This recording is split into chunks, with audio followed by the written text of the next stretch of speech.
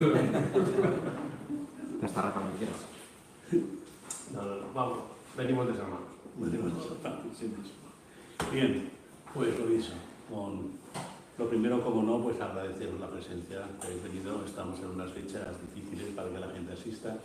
Tenemos a muchos fuera de Valencia y bueno, pues, insisto, seguro que en otra fecha esto hubiera sido más numeroso, pero también nos ha parecido importante el mantener,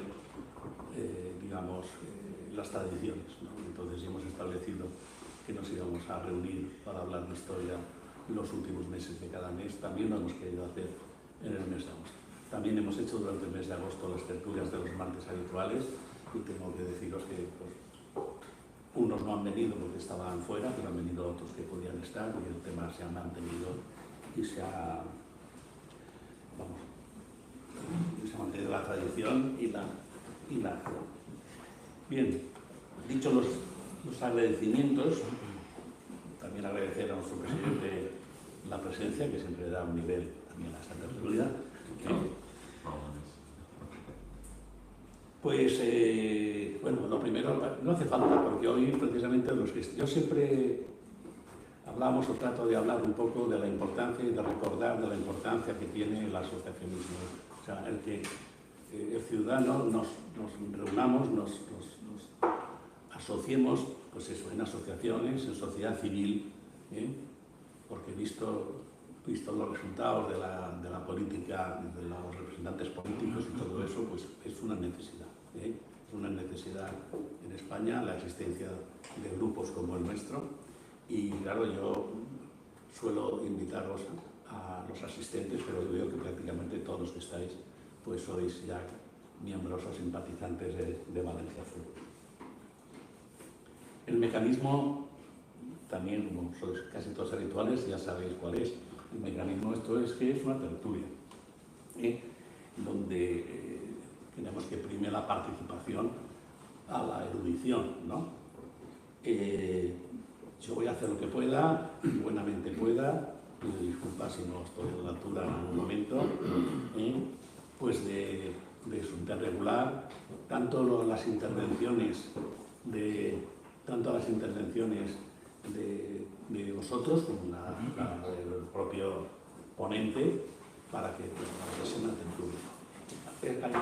También quiero hacer notar la dificultad que tiene para los ponentes, los que intervienen en este tipo de actos, en cuanto a que precisamente porque son gente que conoce y son, vamos a llamar, eruditos en su tema, pues es difícil contenerse, ¿no? O sea, porque entonces, bueno, yo también me permitiré apagaros el micrófono. Efectivamente. Dicho esto, hoy vamos a hablar, pues quizá el título es las razones ocultas y claves de la contrarrevolución bolchevique. A mí siempre me sonaba la revolución bolchevique, la contrarrevolución no me sonaba. Es la mía, pero vamos, por mi ignorancia. De todas maneras, este es un hecho, quizá es uno de los episodios, del episodio más importante pues, de los últimos siglos, casi, se puede decir, por lo menos del siglo XX, por descontado. Y que es un episodio que ha marcado la vida, la muerte y la miseria, la cárcel de millones y millones de personas. O sea, es decir, estamos hablando de algo que ha tenido una importancia, yo no sé qué parangón podía hacerlo con otro hecho, pero vamos, por lo menos de los últimos tiempos, por descontado. Consecuencias que no han desaparecido, siguen existiendo pues, con otros trajes, con otros perfiles, pero que sigue padeciendo, y cuyas consecuencias, pues, con sus distintas variantes, con sus distintos disfraces, pero siguen todavía existiendo. O sea, que decir que es un tema muy importante porque ha sido muy trascendente para la vida del siglo XX, para la vida nuestra, vamos, las que hemos vivido nosotros mismos y la que está viviendo y padeciendo todavía mucho. Bien, poquito voy a decir yo de la contrarrevolución, porque para eso está eso, pero bueno, la contrarrevolución fue la respuesta a la revolución que se produjo en Rusia como reacción a la política realizada por el zar, por su negación a otorgar reformas políticas liberalizadoras, a la participación de Rusia, desastrosa participación parece ser de Rusia en la Segunda Guerra Mundial, la primera, perdón, en las derrotas del ejército, en las hambrunas que se produjeron, y creo que esto no solamente digamos, a nivel interno, sino también pues, a nivel externo, pues eso llevaron a forzar, digamos, la caída del zar.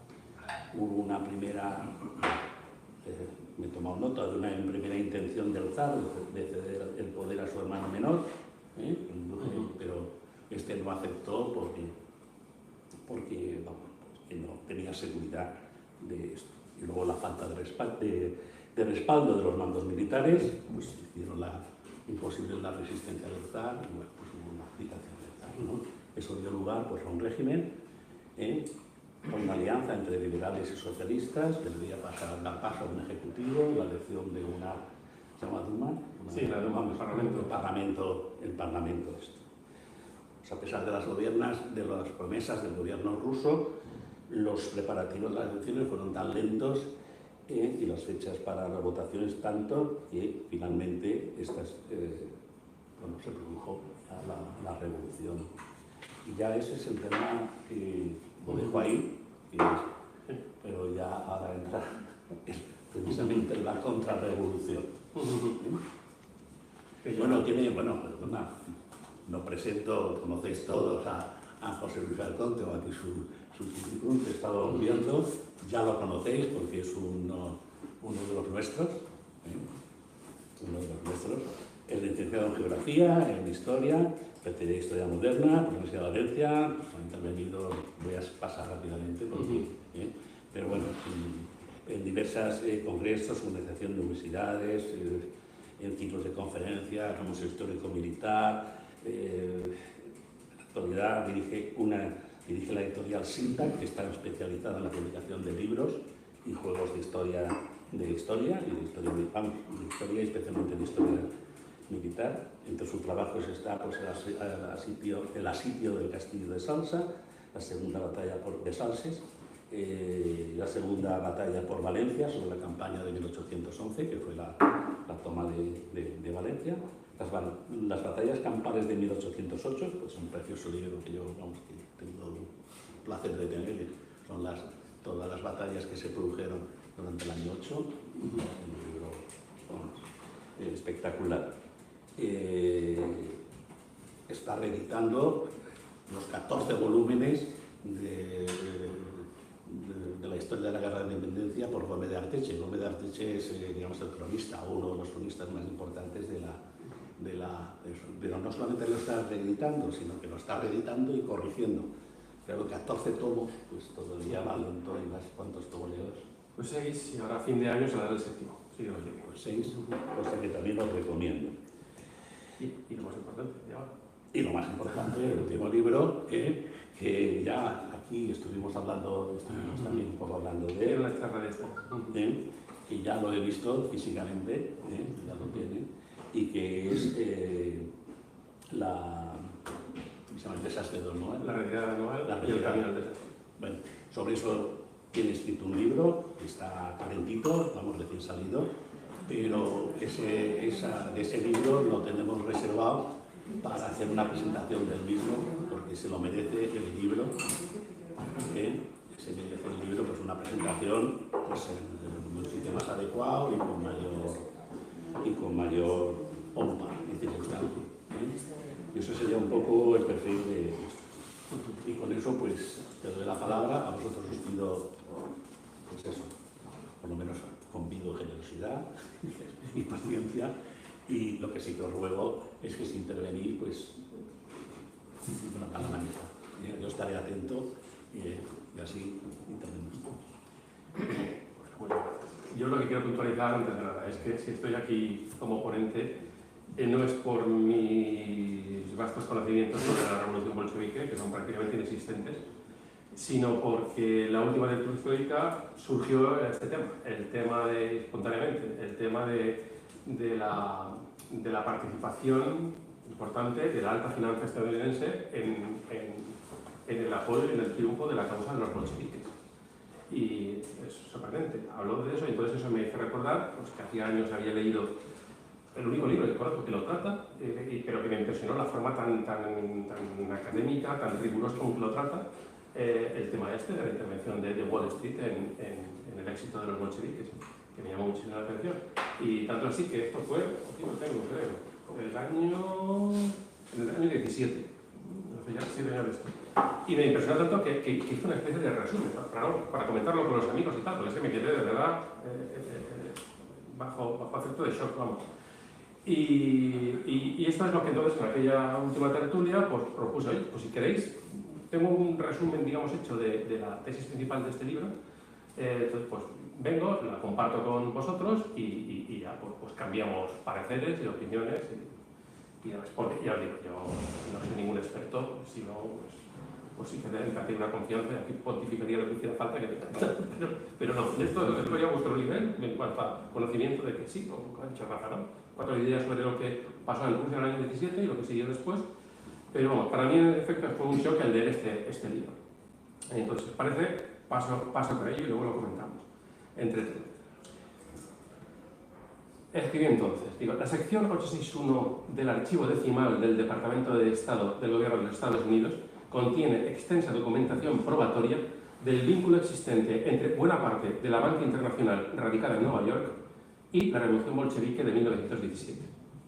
Los banqueros, algunos de ellos pertenecientes a la propia Reserva Federal de los Estados Unidos, implicados en la financiación y posterior éxito de la revolución que destruyó el antiguo régimen zarista y el efímero Estado liberal que le sucedió, aparecen perfectamente identificados en el libro Wall Street and the Bolshevik Revolution, obra del economista e historiador Anthony C. Sutton, profesor, apenas un Mindundi, profesor en las universidades de Londres, de Southampton y de Los Ángeles, miembro de la Hoover Institution de la Universidad de Stanford, la más prestigiosa de Estados Unidos.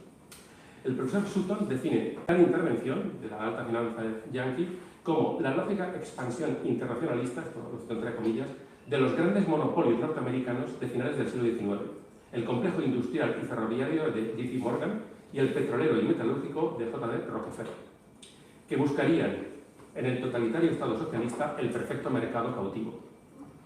Cierro comillas. Como muestra de la decisiva intromisión estadounidense en la Revolución Rusa de 1917, de la Roja, la Octubre Roja, destacaremos dos hechos tan llamativos y sugerentes como silenciados e ignorados por la historiografía convencional. Es de sobras conocido el famoso tren sellado con que Alemania condujo a Lenin a la frontera rusa para facilitar el éxito de la revolución bolchevique y la deseada integración del Estado zarista. Desintegración del Estado zarista. Pero se suele pasar de puntillas sobre la entrada en Rusia de la otra mitad del binomio revolucionario comunista, León Trotsky, artífice de la decisiva revolución de octubre y de la creación del Ejército Rojo. Esto es importante. Trotsky, a principios de 1917, antes de que estallara la revolución liberal, la de marzo de aquel año, se hallaba exilado en Nueva York, disfrutando de un apartamento, chofer con limusina y salario de la Fox Film Studios, hermanos de judíos como hasta la actualidad. Al abdicar el zar y establecerse un gobierno provisional en marzo, Trotsky y otros 5 revolucionarios recibieron pasajes para viajar a Petrogrado con $10.000 en oro en el bolsillo. En el puerto canadiense de Halifax, sin embargo, los descubrió y detuvo el Servicio Secreto Británico, justamente acusados de pretender subvertir el orden en una zona aliada en la guerra como era Rusia.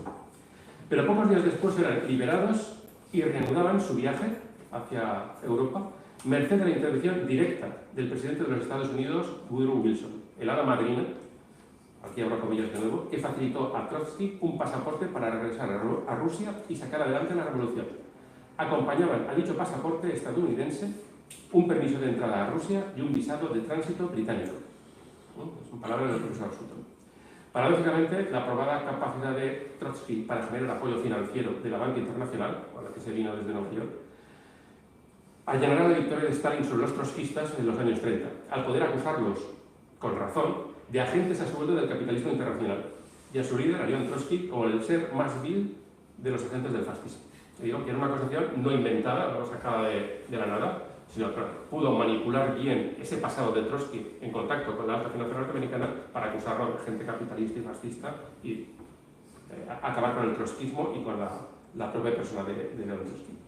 Bueno, no menos sorprendente que esta revelación que acabo de haceros es el hecho de que cuando los bolcheviques se hicieron con el poder tras el Octubre Rojo, el golpe de Estado contra el legítimo gobierno provisional que orquestó con todo esto León Trotsky, pues no deja de ser sorprendente que se hallara presente en San Petersburgo y en fluido contacto con los nuevos detentadores del poder en San Petersburgo una nutrida representación de la empresa y de la alta finanza estadounidenses. Standard Oil, Harvester International, el Chase National Bank, el Guarantee Trust y otros pudieron gestionar sus asuntos en Rusia con absoluta discreción al presentarse oficialmente en Rusia como una misión de la Cruz Roja Internacional. Una tapadera facilitada por su director en Estados Unidos, Henry Davidson, socio de JP Morgan, y designada además por el propio presidente Wilson como director de la misión de la Cruz Roja. Costeada íntegramente esa misión por el Banco de la Reserva Federal de Nueva York y encabezada por el propio director de la entidad, la misión de la Cruz Roja, que debería llamarse más bien la Wall Street Mission, actúa en Petrogrado entre agosto de 1917 y mediados de 1918, ejerciendo su influencia con sustanciosas subvenciones que les abrieron el camino hacia la explotación del mercado y las materias primas de Rusia, primero a través del gobierno provisional de Kerensky y luego del revolucionario bolchevique, más atractivo para los intereses estadounidenses por ofrecerles el papel reservado hasta entonces a la inversión europea, en especial a la francesa. Hay que tener en cuenta que dentro de los aliados que tenía en la guerra Rusia, pues el papel de inversionista de excepción estaba reservado al capital inglés y francés. Esto cambió a partir del éxito de los bolcheviques. Digamos, como contrapartida al apoyo de los bolcheviques permitieron que los socios preferentes del nuevo gobierno comunista ya no sería el capital americano y francés, sino el norteamericano. Por supuesto que esta misión comercial y financiera, sazonada con derramas millonarias documentalmente registradas, se hicieron al incipiente Estado bolchevique por parte del Banco de la Reserva Federal de Estados Unidos o directamente del bolsillo de JP Morgan, no obedecía todas estas derramas en lo más mínimo a un ideario político, o sea, no es que fueran bolcheviques los banqueros de Wall Street.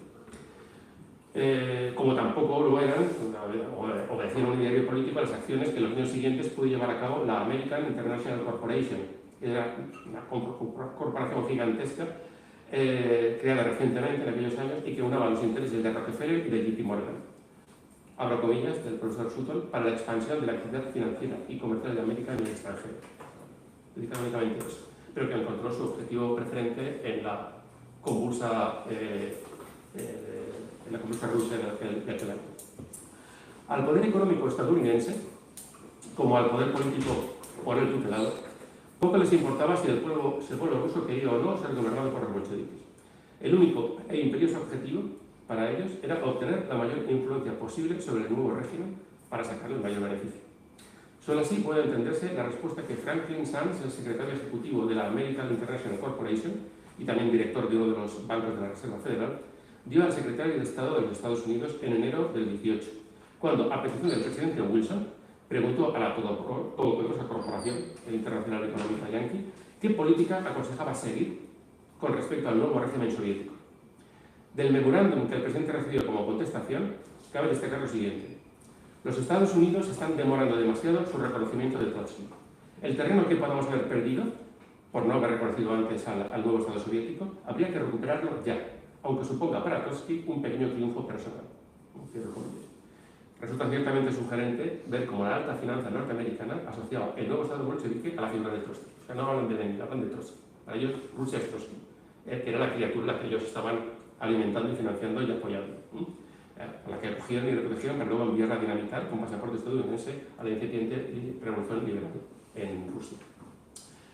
Esto es más o menos en esencia lo que cuenta el libro, que es, bueno, con infinidad de datos, estos documentales, por ejemplo, cuando habla de que a la misión de la Cruz Roja estadounidense había que llamarla la Wall Street Mission, no es por nada, es que hace un capítulo entero que dedica a estudiar las diferentes misiones de la Cruz Roja de los distintos países, la francesa, la suiza, la inglesa. Todas ellas pues, el 90% del personal era sanitario, médicos, enfermeros, principalmente cirujanos. Sin embargo, en la misión norteamericana había un 10% de médicos. Casi todo el personal eran gente de los bancos de Wall Street. Habla de los resultados, digamos, de los efectos benéficos de las misiones francesa, inglesa, etc. Y habla de ahí de los oficiales que montaban de campaña, de los heridos que ingresaban, que trataban. Bueno, son como 500 veces más, no recuerdo la cifra, o sea, escandaloso, más que los de la misión de la Cruz Roja Americana. Porque la misión de la Cruz Roja Americana fue un paripé, iban el mínimo número de médicos con un hospital de campaña que haya para hacer el paripé de que estaban allí para ayudar al esfuerzo de guerra ruso atendiendo a los heridos, pero que en realidad no fueron a eso, ¿no? Sí. ¿Habían centros de la Cruz Roja ingleses y franceses en el lado bolchevique? ¿O... No, esto es antes de la Revolución bolchevique. Vale. Claro. Yo digo, de hecho, la misión de Wall Street estaba ya allí, digamos, y empezó a colaborar con el gobierno de Kerensky, con el gobierno provisional. Pero se puso en contacto, claro, porque su hombre no era Kerensky, ni tampoco era Lenin, era Trotsky. Y bueno, Trotsky, que estaba en aquel momento haciendo tándem con Lenin. Entonces, digamos que la apuesta de la banca estadounidense para el futuro gobierno de Rusia, que a ellos les favorecería más, mucho más que a ingleses y franceses, era el gobierno que estaba optando para desplazar al que en aquel momento estaba en el poder. Es que hay que también reconocer que estaba diciendo Rafa que el por qué abdicaba el zar, ¿no? Porque abdicó el zar en marzo del 17, dando pie a ese gobierno provisional, primero liberal y luego en octubre a la revolución bolchevique. Habla del malestar en el pueblo, sobre todo hambre, ¿no? Sobre todo el hambre, pero la falta de medidas políticas, de participación de la sociedad más en los resortes del poder, que esas reformas iban muy lentas, no es que no las hicieran, es que iban lentas, pero sí, en los últimos 100 años a Rusia había hecho un cambio tremendo. Pero bueno, es que al final no son las verdaderas razones del éxito de la revolución bolchevique. No era ni el hambre, ni el descontento social, ni las protestas masivas, ni las represiones con muertos, ni tal. Y el ejemplo está fácil, es que 12 años antes, en 1905, ya había habido una revolución. De nuevo, provocada por el curso desfavorable de una guerra y los sacrificios que esa guerra, que nadie veía que se fuera a ganar, estaba obligando al pueblo, ¿no? Y hubo muchísimas manifestaciones y altercados sangrientos. Pero triunfó la revolución, no, sencillamente se reprimió. Una represión total. Se reprimió y se contestó luego inteligentemente con medidas. Fue entonces cuando llega al poder el primer ministro, ¿cómo se llamaba? Stolypin, el famoso Stolypin, que lo asesinó un comunista. Y que fue, porque muchos lo dicen que fue, digamos, eso, el origen de quieren decir, el origen de la revolución rusa, porque diciendo que con alguien tan competente y que estaba llevando, o sea, contenido por un lado al núcleo reaccionario del poder zarista, a los aristócratas y altos escalafones militares, los tenía muy bien bajo control y venciendo esa resistencia para introducir reformas políticas y económicas en Rusia. Y lo estaba haciendo muy bien, lo mataron y fue un comunista, pero que bueno, ahí también fue un shock allí en Rusia, un poco parecido al asesinato de Kennedy, por el revuelo que provocó, y también por la cantidad de teorías más o menos creíbles que circularon en torno a quién fue de verdad el ejecutor del asesinato de Stolypin. Y en algunos casos dicen que fue un atentado facilitado precisamente por eso, por el núcleo duro del zarismo, que era contrario a la reforma que estaba introduciendo, y entonces le hallaron el camino a un comunista para que lo asesinaran. O sea, son teorías que hay en cuanto a eso. Bueno, quería decir que en 1905 estaba ese malestar, estaba esa guerra impopular y que se estaba perdiendo. Sin embargo, no va más la revolución. ¿Por qué no va más la revolución? Porque no tiene el apoyo de las clases directas, o sea, del ejército, de la aristocracia, de la alta burguesía. Incluso tenía todavía en aquel momento el apoyo de los aliados internacionales que tenía. Entonces, o sea, nada, ni de poderes externos ni de poderes internos apoyaba el éxito de una revolución. Por eso en 1905 fracasa. ¿Por qué triunfó en 1917? Sin pegar un tiro, porque el zar abdica no a fuerza, el zar abdica de propia voluntad. pero lo hace porque no es tanto. Y él se da cuenta que ponen todas las cartas sobre la mesa, los suyos, los que hasta en el año 5 le apoyaban, y le dicen que en el año 17 es que ya no te apoyamos. Y las potencias que en el año 5 le apoyaban, Inglaterra y Francia, ya no le apoyaban. Es que querían cargárselo. Y ya estaban en contacto con el gobierno, el futuro gobierno provisional, que les habían dicho en qué términos iban a colaborar a partir de entonces y que ellos les apoyaban a fondo en la reforma que iban a hacer en la Rusia postalista. Entonces, claro, el zar, enfrentado a esa coalición de fuerzas, sin ningún apoyo, abdicó, porque no tenía otra. La otra era que era llamar a sus cosacos, escaparse con ellos, ¿no? Y empezar una guerra civil. Que eso ni se lo planteó. Pero cargárselo para ponerlo, para sustituirlo por un gobierno democrático. Exactamente. O sea, cargarse al régimen, no al zar, evidentemente. El gobierno provisional intentó ponerlo a buen recaudo y con seguridad. Incluso le allanar el camino para que se cumpliera la voluntad del zar, que el zar había pedido que lo exiliaran a Inglaterra. Estaba su primo y buen amigo, el rey Jorge, que se parecían hermanos. Y lo que pasa es que estuvo todo preparado, estuvieron hasta el equipaje para irse, pero al final no llegó el placer del gobierno inglés. Se negaron. Y esa negativa a acoger la excusa que se puso, que es que podía provocar malestar en las clases populares inglesas, sobre todo los trabajadores, en un momento en que la fidelidad y la lealtad de las clases trabajadoras eran básicas para mantener rodando la industria de la guerra. Y entonces, ante el temor de ese descontento en las clases trabajadoras de Inglaterra, se le prohibía el acceso. Y eso está también un poco en el por qué, en medio de una guerra, las potencias aliadas apoyaron a los revolucionarios para acabar con el zar.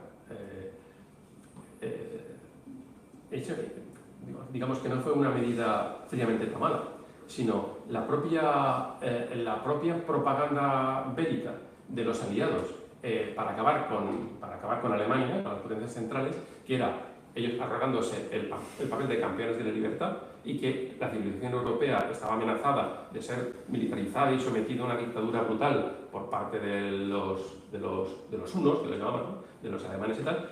Ese argumento, claro, fallaba cuando decías, pero ¿y con quién estamos aliados? O sea, con un totalitarismo o con un autoritarismo todavía más despótico que era el de Rusia. Eso ya no es eso, la Segunda Guerra Mundial. No.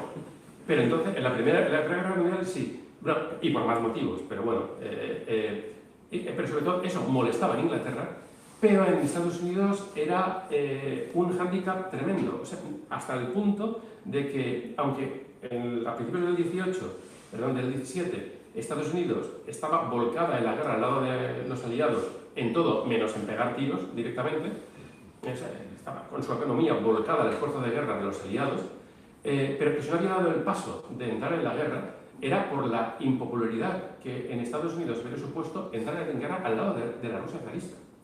Porque tener en cuenta que entonces como ahora los medios de comunicación, no solo la banca, sino también los medios de comunicación y el incipiente cine, estaba en manos de judíos. Y Rusia era el último estado antisemita que existía en el mundo, pero muy cristiano y muy antisemita.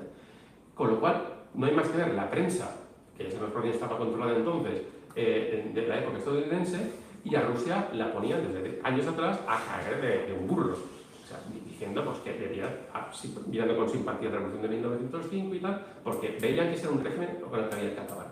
Entonces, la antipatía que había hacia Rusia era muy grande.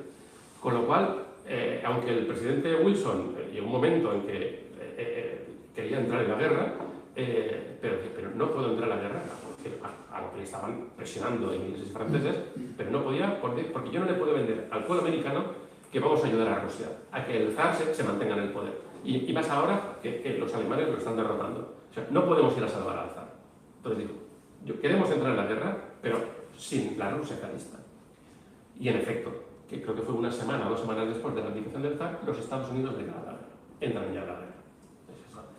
¿Pero qué? Porque ya tenían, digamos, la causa limpia. Ya el nuevo gobierno ruso era un gobierno que aspiraba a ser liberal, que había dicho que sí a todo el planteamiento que los aliados, a cambio de su apoyo, les daban, con lo cual ya eran unos buenos aliados. Y entonces ya Estados Unidos podía entrar en la guerra. ¿Me permites? Qué casualidad.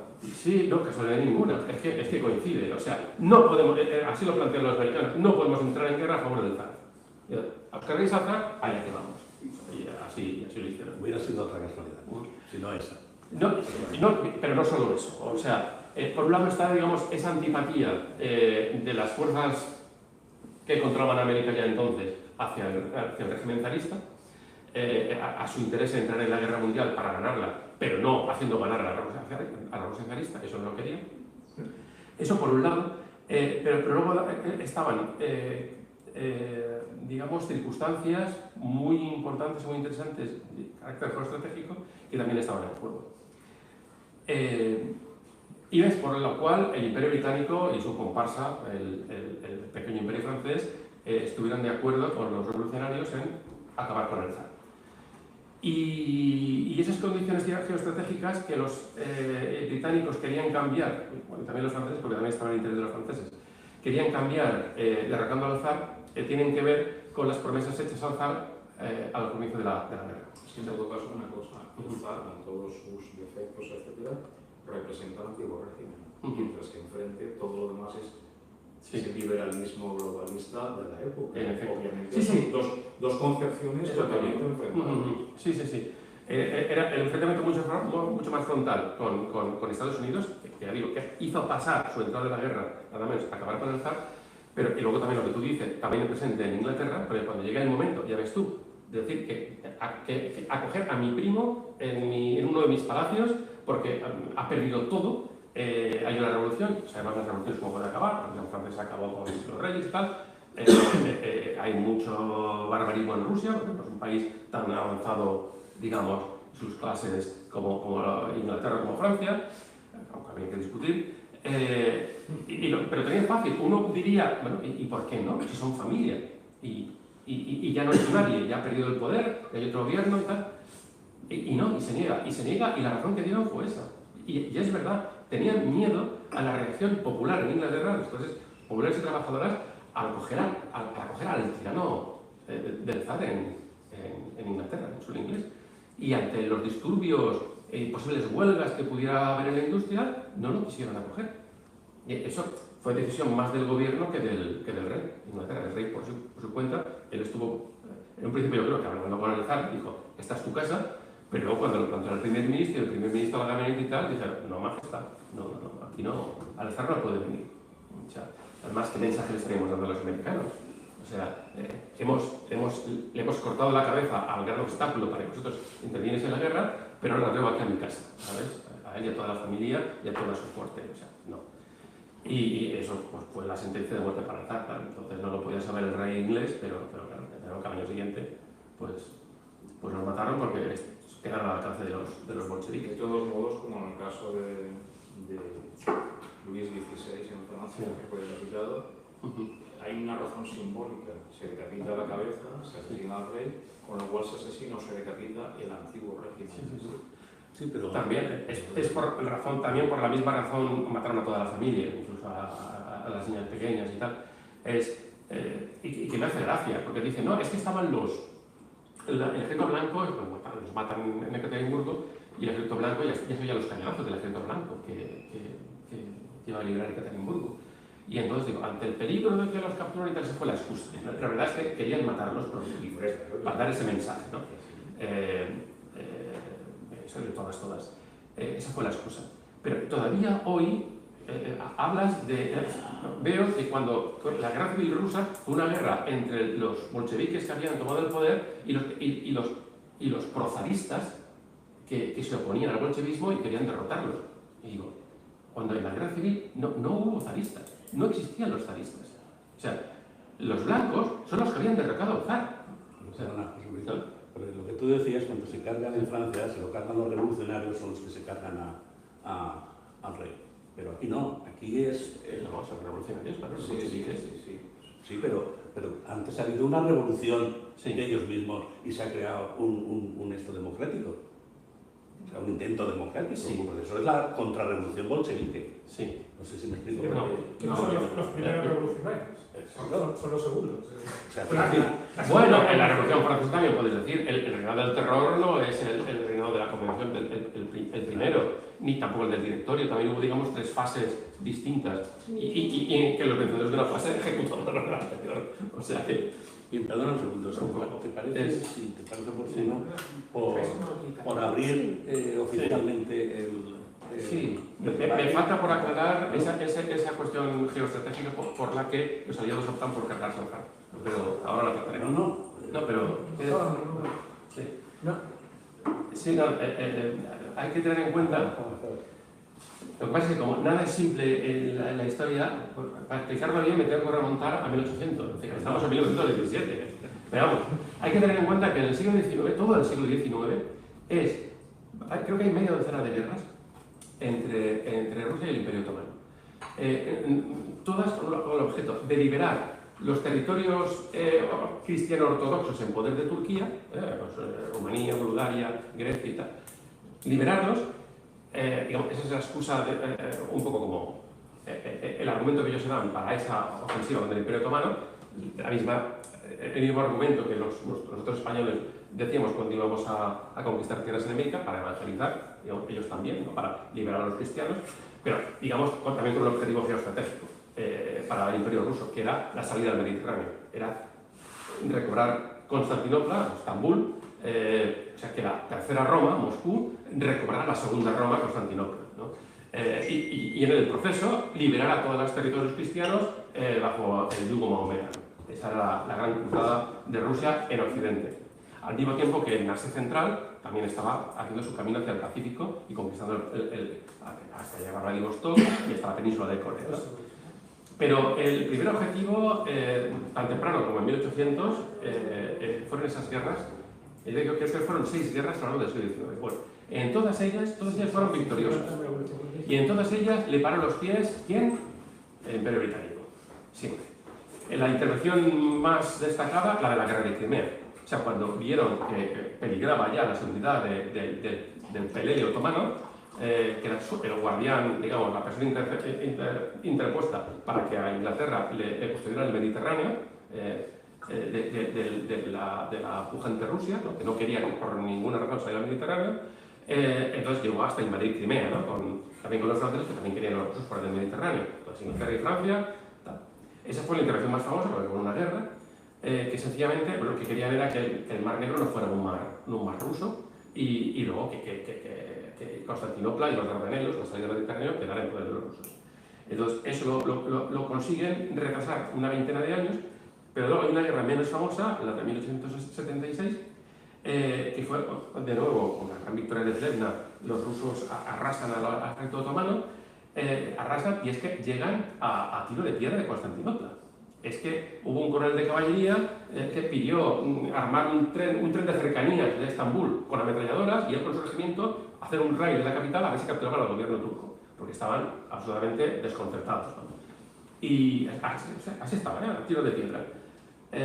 ¿Quién vino a salvarles? El Imperio Británico. O sea, se presentó toda la flota del Mediterráneo en Estambul, con un emisario al general, no recuerdo el nombre, el general, diciendo que si avanzaban un paso más, los barcos de la escuadra abrirían fuego y con esos cañonazos iría la declaración de guerra de Gran Bretaña al Imperio Ruso. Pues que retrocedieron, vamos. Es eso. Todos estos años son los años de ese enfrentamiento, te digo, que siempre se les entrometen los ingleses, son los años de feliz entendimiento con Alemania. Bueno, ¿esto cuándo cambia? Pues esta situación cambia a finales del siglo XIX, a principios del XX, cuando Inglaterra, dentro de ese camino al enfrentamiento que ella está buscando con las potencias centrales, que veía como los grandes rivales para la potencia económica comercial en el mundo, que hasta ese momento ostentaban los ingleses, pero ya Alemania empezó a ser un rival muy serio, y entonces ya veían el enfrentamiento con Alemania tarde o temprano se iba a producir, y entonces buscan a un aliado en Rusia, que era un aliado tradicional de Alemania hasta ese momento. Busca separarlos de él. ¿Y cómo lo hace? Pues con la zanahoria de Constantinopla. Entonces, sorprende que de las grandes potencias que entran en la Primera Guerra Mundial, sorprenda que a quien pueda culparse de provocar el estallido de la guerra sea a Rusia. Porque más que el atentado de Sarajevo o los telegramas que se cruzan, Rusia diciendo que protege a Serbia, Inglaterra que protege a Francia, Francia que protege a Serbia, Alemania que protege a Austria, todas estas cosas, sí, pero son intercambios diplomáticos más o menos chulescos. Pero hay una cosa que es lo que finalmente mueve a Alemania a movilizar, que es la movilización rusa. O sea, Rusia es el primer país europeo que declara una movilización general. Y todos sabéis que en la doctrina de la guerra, las doctrinas vigentes antes de la Guerra Mundial, se da una importancia máxima a la actividad de una movilización. Porque ya en la Europa de los ferrocarriles y de la movilización en masa de la gente, de los ejércitos de millones de hombres, que se podían movilizar, pero lo importante era llevarlos en trenes a los puntos de despliegue. Con lo cual, quien primero movilizara y embarcara a sus tropas en esos trenes hacia la frontera es el que tiene la ventaja y el que podía dar el primer mazazo. Con lo cual, estaban todos con mucho intercambio epistolar diplomático, pero ninguno movilizando las tropas. Amenazando con movilizar, por sin movilizar. Entonces, podemos decir, ¿quién empieza la Primera Guerra Mundial? Yo, sinceramente, creo que es Rusia, porque Rusia es la que moviliza.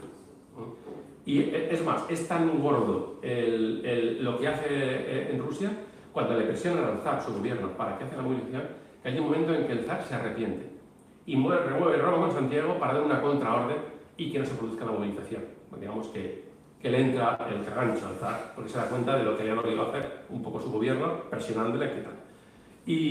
Pero ya es demasiado tarde. Incluso en algún momento hay alguno de los ministros que hasta se revela, dice que no, que es peor, sería peor el remedio que la enfermedad, que lo ha hecho pecho. Entonces, cuando ya llega la cadena, pues Alemania también, ya está la guerra en marcha. Entonces, quiero decir que si hace esa enormidad en Rusia, que venía además de sufrir una tremenda derrota 10 años antes, ante Japón, de la que apenas se había recuperado, ¿y por qué se mete en eso? Bueno, se mete porque tenía el apoyo absoluto de esa némesis suya que la había jorobado siempre en sus proyectos de expansión. Y esa poderosa némesis que siempre se había enfrentado con éxito a sus intentos de expansión, de repente se ofrecía como aliada. O sea, un país que llevaba siglo y medio sin perder una guerra. Con lo cual, digamos, ese fue el argumento por el que el zar se anima a lo que fue, de hecho, comenzar la Primera Guerra Mundial.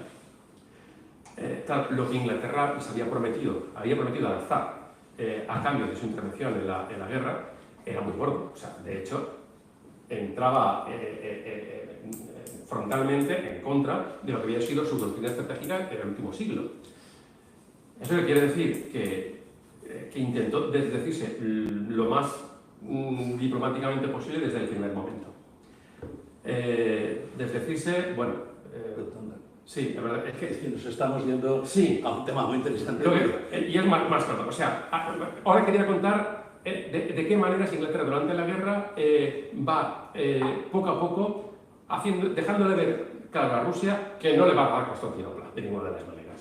Y hay varios episodios militares que eso lo demuestran.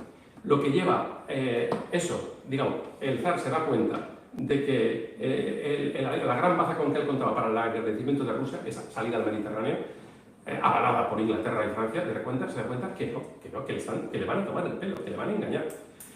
Eso combinado con una derrota militar tras otra en el frente oriental. El tercer, digamos, argumento que le hace a él pensar que la promesa geoestratégica del premio geoestratégico que le prometía Inglaterra no lo iba a tener, es que cuando empieza a estar tan mal Rusia en la guerra, no le dan ni un céntimo de ayuda. No le dan ninguna ayuda.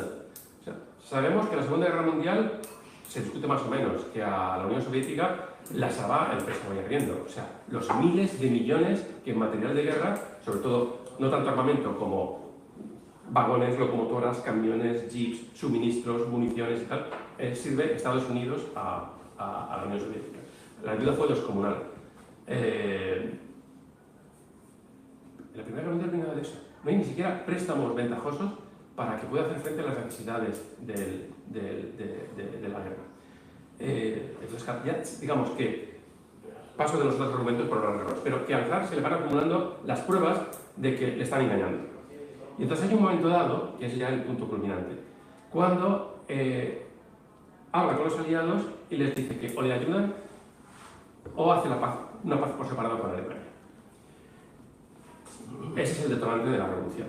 O sea, es cuando entonces los aliados se ponen en contacto con los revolucionarios, con Kerensky, y lo que investiga el gobierno provisional, y les ponen en conocimiento de eso, de que oye, el zar está tratando con los alemanes. Hay que tener en cuenta que la esposa del zar, la zarina, era alemana. Y hay que tener en cuenta que el consejero tan impopular del zar, Rasputín, se hizo famoso por sus profecías y sus consejos a los zares de que ni muertos declararse la guerra a Alemania. Que declarar la guerra a Alemania, entrar en la guerra, sería el fin de la dinastía, si no el de Rusia. Un paréntesis, para los que dicen que los zares, la crítica a los zares en aquel momento por estar lavados, tener su cerebro lavado por Rasputín, estaba justificado por lo malo que se dijera del zar, porque era un tío de cerebro débil que se debía influir por el clérigo, el medio loco. Digo, pues evidentemente no. O sea, porque si en algo se obstinó Rasputín, hasta el extremo de que algunos historiadores dicen que era un agente alemán, es que Rusia no entrará en la guerra contra Alemania. Sin embargo, he visto el caso que hizo el zar. O sea, no es que entrara en guerra, es que fue la que provoca, digamos, la que hace saltar la chispa de la guerra en Rusia. Entonces, y de hecho era tan pro-alemán, o sea, pro-alemán no, perdón, tan pacifista, que luego seguía desde el principio diciendo al zar que hiciera la paz, que hiciera la paz, que hiciera la paz. Bueno, a Rasputín se lo carga un agente inglés del M5. O sea, ya de poco se vio, se examinaron las balas que tenían en su cuerpo, las balas mortales, y eran de un Webley Adams inglés. O sea, el mismo que llevaba el tío que era amigo del aristócrata ruso al que se le suele acusar de matar a Rasputín. Pero el aristócrata ruso sí es el que organiza la fiesta, donde atraen a Rasputín y donde incluso le dispara, pero lo hiere. Entonces, es famoso que le pegan no sé cuántos tiros y el tío se revive. Pero vamos, el que lo mata de verdad, el que ya le para el corazón, es el balazo del agente inglés. Que como bien estos tíos no saben, pues vengo yo que yo sí que sé matar, y lo mato. Ven. Quiero decir, vale, es eso. Con lo cual, se ponen en comunicación con los altos mandos del ejército, con con las fuerzas vivas rusas, y los aliados les dicen, esto es lo que hay. Detrás de a vuestras espaldas, el zar está negociando con Alemania para hacer la paz, lo que es mentira. Pero esos todos los argumentos, entre lo mal que iba la guerra y las promesas que le están haciendo los ingleses, que todo lo que no tenéis ahora de ayuda lo tendréis, porque nosotros no podemos bloquearnos sin ayudar al zar, porque ya veis que es un traidor, con un consejero alemán, una mujer alemana, amistad con el Kaiser y que quiere hacer la paz a vuestras espaldas. Como comprenderéis, este gobernante no nos interesa. No pasa nada. Entonces, cuando organizan todos el golpe y entonces le presentan el hecho consumado al zar, digo, no tienes ni el menor apoyo. Y esto que digo de la denuncia del zar como agente alemán es que lo primero que hace Kerensky, lo primero que hace Kerensky cuando arrestan al zar en su palacio, en su residencia, es que no es que mande a nadie, no, va él, el jefe del gobierno provisional, va con un montón de secretarios y la policía, se presenta sin previo aviso en la residencia del zar, que ya está arrestado, no puede salir de allí, y pero por sorpresa le dice, váyase a sus alojamientos, deme la llave de su despacho y de todos sus secretarios y demás, que vamos a hacer una inspección. Y se meten allí, se pasan toda la mañana revolucionándolo todo, buscando todo, lugares secretos, mesas, debajo de las alfombras, detrás de los cuadros, caja fuerte, todo. Y cuando sale el Kerensky, él le dice, Majestad, le pido humildemente perdón, porque yo he venido aquí con estas maneras porque fuentes de confianza me habían dicho que usted estaba negociando con Alemania la paz. Y entonces yo he venido a encontrar prueba de esa correspondencia. Y tengo que decirle que no he encontrado nada que se le parezca. Entonces le pido humildemente perdón y tal y cual, y se va. Fuentes de toda confianza. O sea, son los aliados.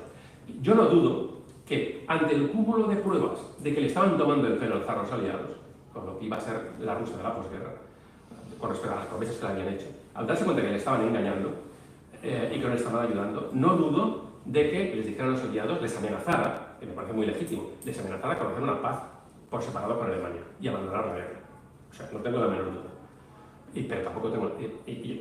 Pero claro, es un recurso que lo hace para forzar la mano a los ingleses y a lo mejor obligarles a un compromiso por escrito, a lo mejor de la entrega de los Dardanelos a Rusia, o como mínimo, si a eso no llegaban, como mínimo a unos empréstitos, a unas entregas de material para poder continuar con la guerra. Yo creo que esa amenaza la hizo, pero no creo, tampoco han surgido pruebas de ella, de que estuviera en contacto con los alemanes para hacer la paz. Y la mejor prueba es esa investigación a fondo que hizo en el despacho privado del zar Kerensky y que no encontró nada y que tuvo que disculparse. Entonces, sí, vale, sí.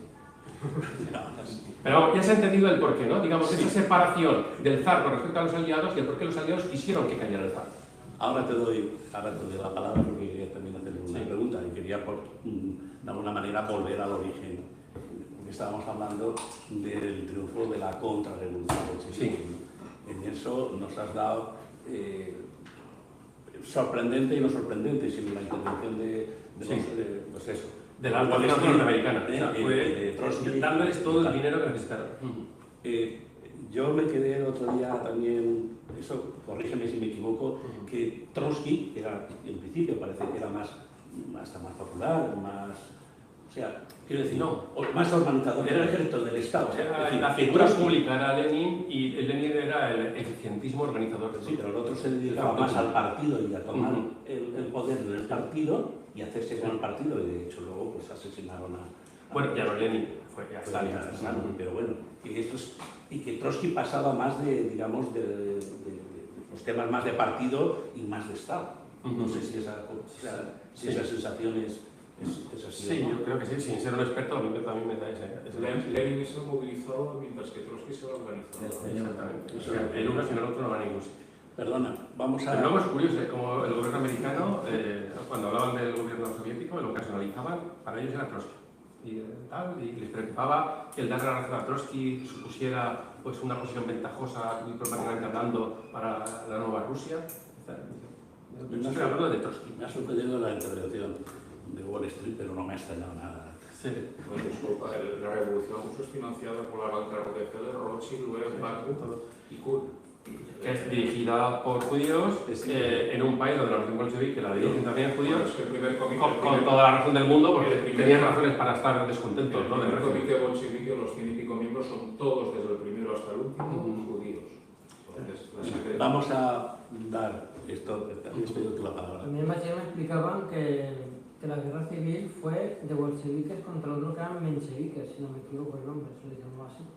Sí, no, antes había dicho a los cuatro bandos. Realmente hubo muchos más, aunque se podía simplificar, ¿no? Entre los bolcheviques, los mencheviques, que eran los bolcheviques rojos, los mencheviques, pueden ser los verdes, los liberales, que eran los blancos, que muchos de los zaristas, ya os digo que es mentira, ¿no? Nadie luchaba por el paz entonces.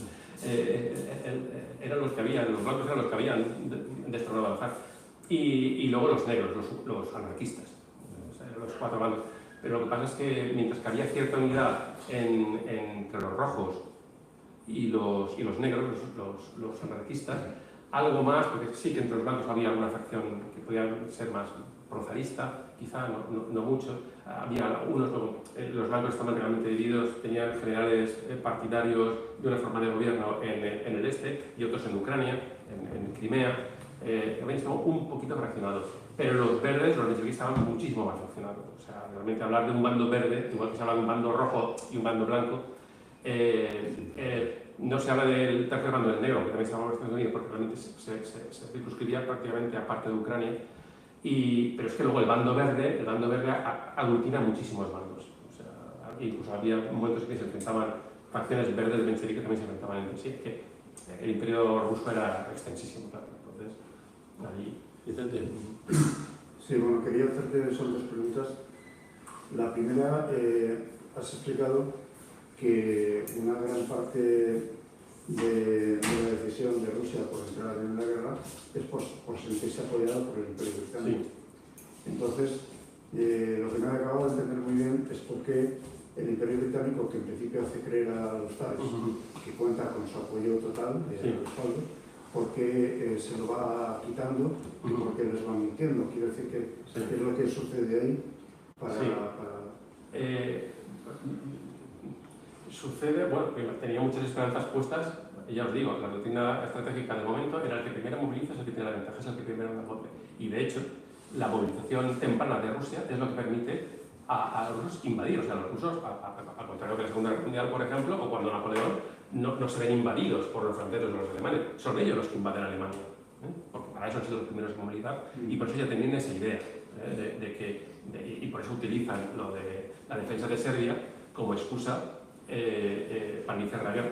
No porque ellos quieran la guerra, es que los ingleses le han pedido que, pues son los ingleses los que quieren la guerra, una guerra que acabe con la amenaza comercial, industrial, económica que supone el imperio alemán y colonial, que también se está extendiendo cada vez más por África, vecinos a sus colonias. Entonces, con esa promesa y con las promesas que le ha hecho, es porque, digamos, el encargo británico a Rusia es decir, hay que ir a la guerra, vamos a estar a muerte contigo, vas a tener estas recompensas al final de la guerra, pero tú has de iniciar la guerra. O sea, porque nosotros somos los buenos y nosotros vamos siempre en ayuda de los débiles o de los atacados. Nosotros nunca podemos atacar. Esa es la moralina de los ingleses. Entonces buscan, en este caso, a los rusos. Todos los rusos andan desesperados por buscar una causa de guerra y la encuentran con el asesinato del zar y las represalias de Austria contra Serbia, que son eslavos, ortodoxos y tal cual. Y entonces ellos son los padrinos de la ortodoxia europea. Entonces, pues, y se meten en la guerra, invaden Alemania y tal. Entonces, había muchas esperanzas puestas en los éxitos que fuera a lograr el ejército ruso, que estaba mejor preparado en ese sentido, o eso esperaban los ingleses, lo suficientemente bien preparado y con la ventaja del primer golpe, como para haber hecho mucho daño a Alemania. Claro, su gozo quedó en un pozo, porque parece además que trabajaba a favor de la estrategia inglesa, de esperar un triunfo en el frente del este gracias a la movilización temprana de los rusos, del primer golpe ruso, el hecho de que la estrategia alemana, en caso de una guerra en dos frentes como el que se le presentó de golpe y porrazo, era que todo su esfuerzo bélico iría al frente occidental y en el frente oriental irían intercambiando, digamos, terreno por tiempo. A ver si les daba tiempo a derrotar a los aliados del occidente antes de volcarse sobre los de oriente, sobre los rusos. Esa era la estrategia alemana. Con lo cual, servía muy bien a los intereses británicos. O sea, que donde los alemanes son más débiles, porque están más fuertes en Occidente, donde son más débiles es donde van a recibir el primer golpe. Además de una potencia que ya estaba preparada, sobre aviso, como era Rusia. Lo que pasa, digo que quedó su voz en un pozo porque se enfrentó allí, aunque superior de condiciones, se encontró con dos genios que eran el tándem este de Ludendorff y el otro general Hindenburg y Ludendorff, que una combinación de maniobras geniales y buena suerte, pues infligieron derrota tras derrota. La bomba suyana fue famosísima, infligieron unas derrotas tremendas a los rusos en el año 14.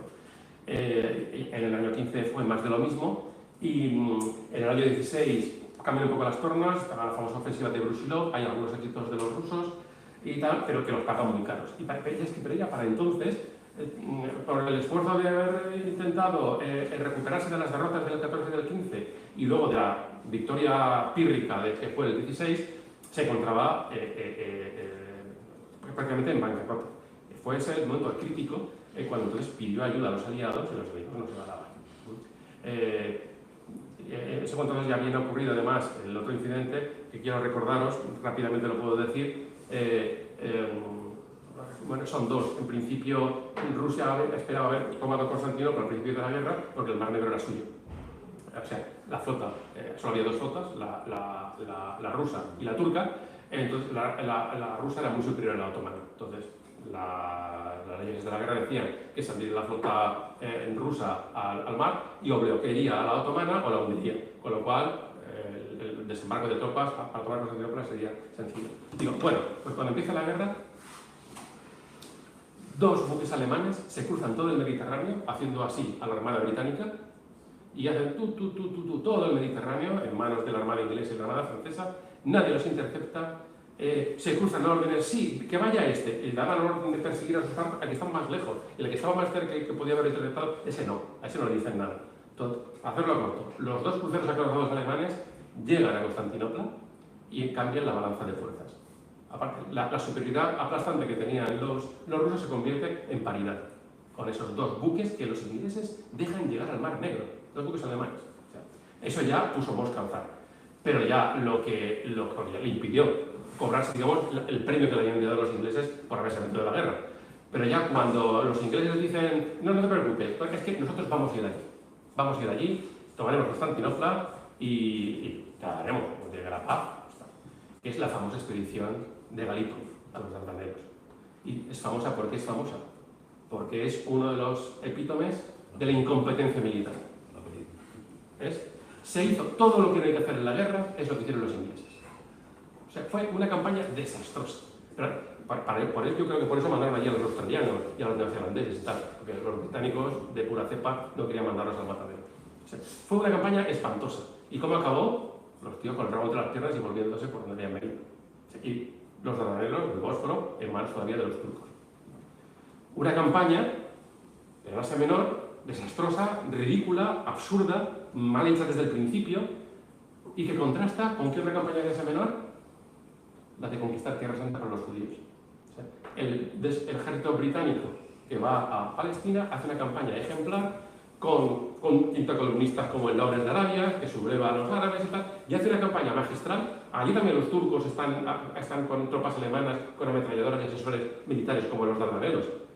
Pero en Siria los ingleses tenían voluntad de ir, conquistar y quedarse, mientras que los Dardanelos no tenían la menor voluntad de quedarse, ni de vencer. O sea, eso fue, digamos, eso fue lo que mantuvo al zar un año más en la guerra. La promesa del...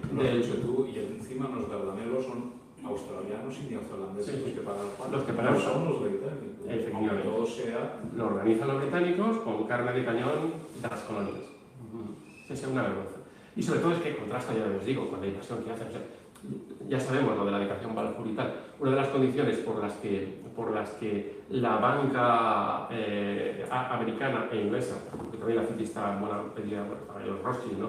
Ayudan a manos llenas el esfuerzo de guerra aliado, es porque está la declaración Balfour. Inglaterra se compromete, gracias a la guerra contra el Imperio Otomano, a que están legitimados a quitarles territorio del Imperio Otomano, y entonces se comprometen a quitarles Palestina, Siria, entonces era todo Siria, o sea, lo que es ahora Siria, Palestina, Líbano, Jordania, o sea, todo eso era la provincia turca de Siria. Bueno, se comprometen a tomar aquello y crean allí el Hogar Nacional Judío. Y cuando eso se compromete con una declaración formal del gobierno británico, cuando llega la ayuda masiva económica y los Estados Unidos se toman en serio de intervenir en la guerra. Pero claro, esos mismos judíos que no sueltan el bolsillo, no sueltan nada de la bolsa hasta que les prometen el Hogar Nacional Judío, claro, no iban a entrar en la guerra al lado de un señor antisemita como era el autócrata de Rusia. Pero también ponen esa condición. Y con la declaración Balfour y con la caída del zarismo es entonces cuando los Estados Unidos entran en la guerra y también tanto Wall Street como la City se vuelcan en ayudar al esfuerzo de la guerra y prestar todo lo que hace a los gobiernos. Entonces, por todo lo que estás diciendo, es inevitable que el punto de vista judío, tanto en todos los acontecimientos que estás relatando, incluso luego posteriormente en la Segunda Guerra Mundial, a la hora de que eligen a un aliado y eligen a un enemigo, bueno, y en todo lo que estás diciendo ahora, que prefieren derrocar al zar y poner a unos revolucionarios que luego al final también van a abandonar la Primera Guerra Mundial. Pero bueno, lo que cambia quizá también es ese apoyo o ese antisemitismo que luego en los otros no hay. Entonces digo que el punto de vista judío tiene un peso específico muy grande a la hora de interpretar todos estos hechos, ¿no? Absoluto.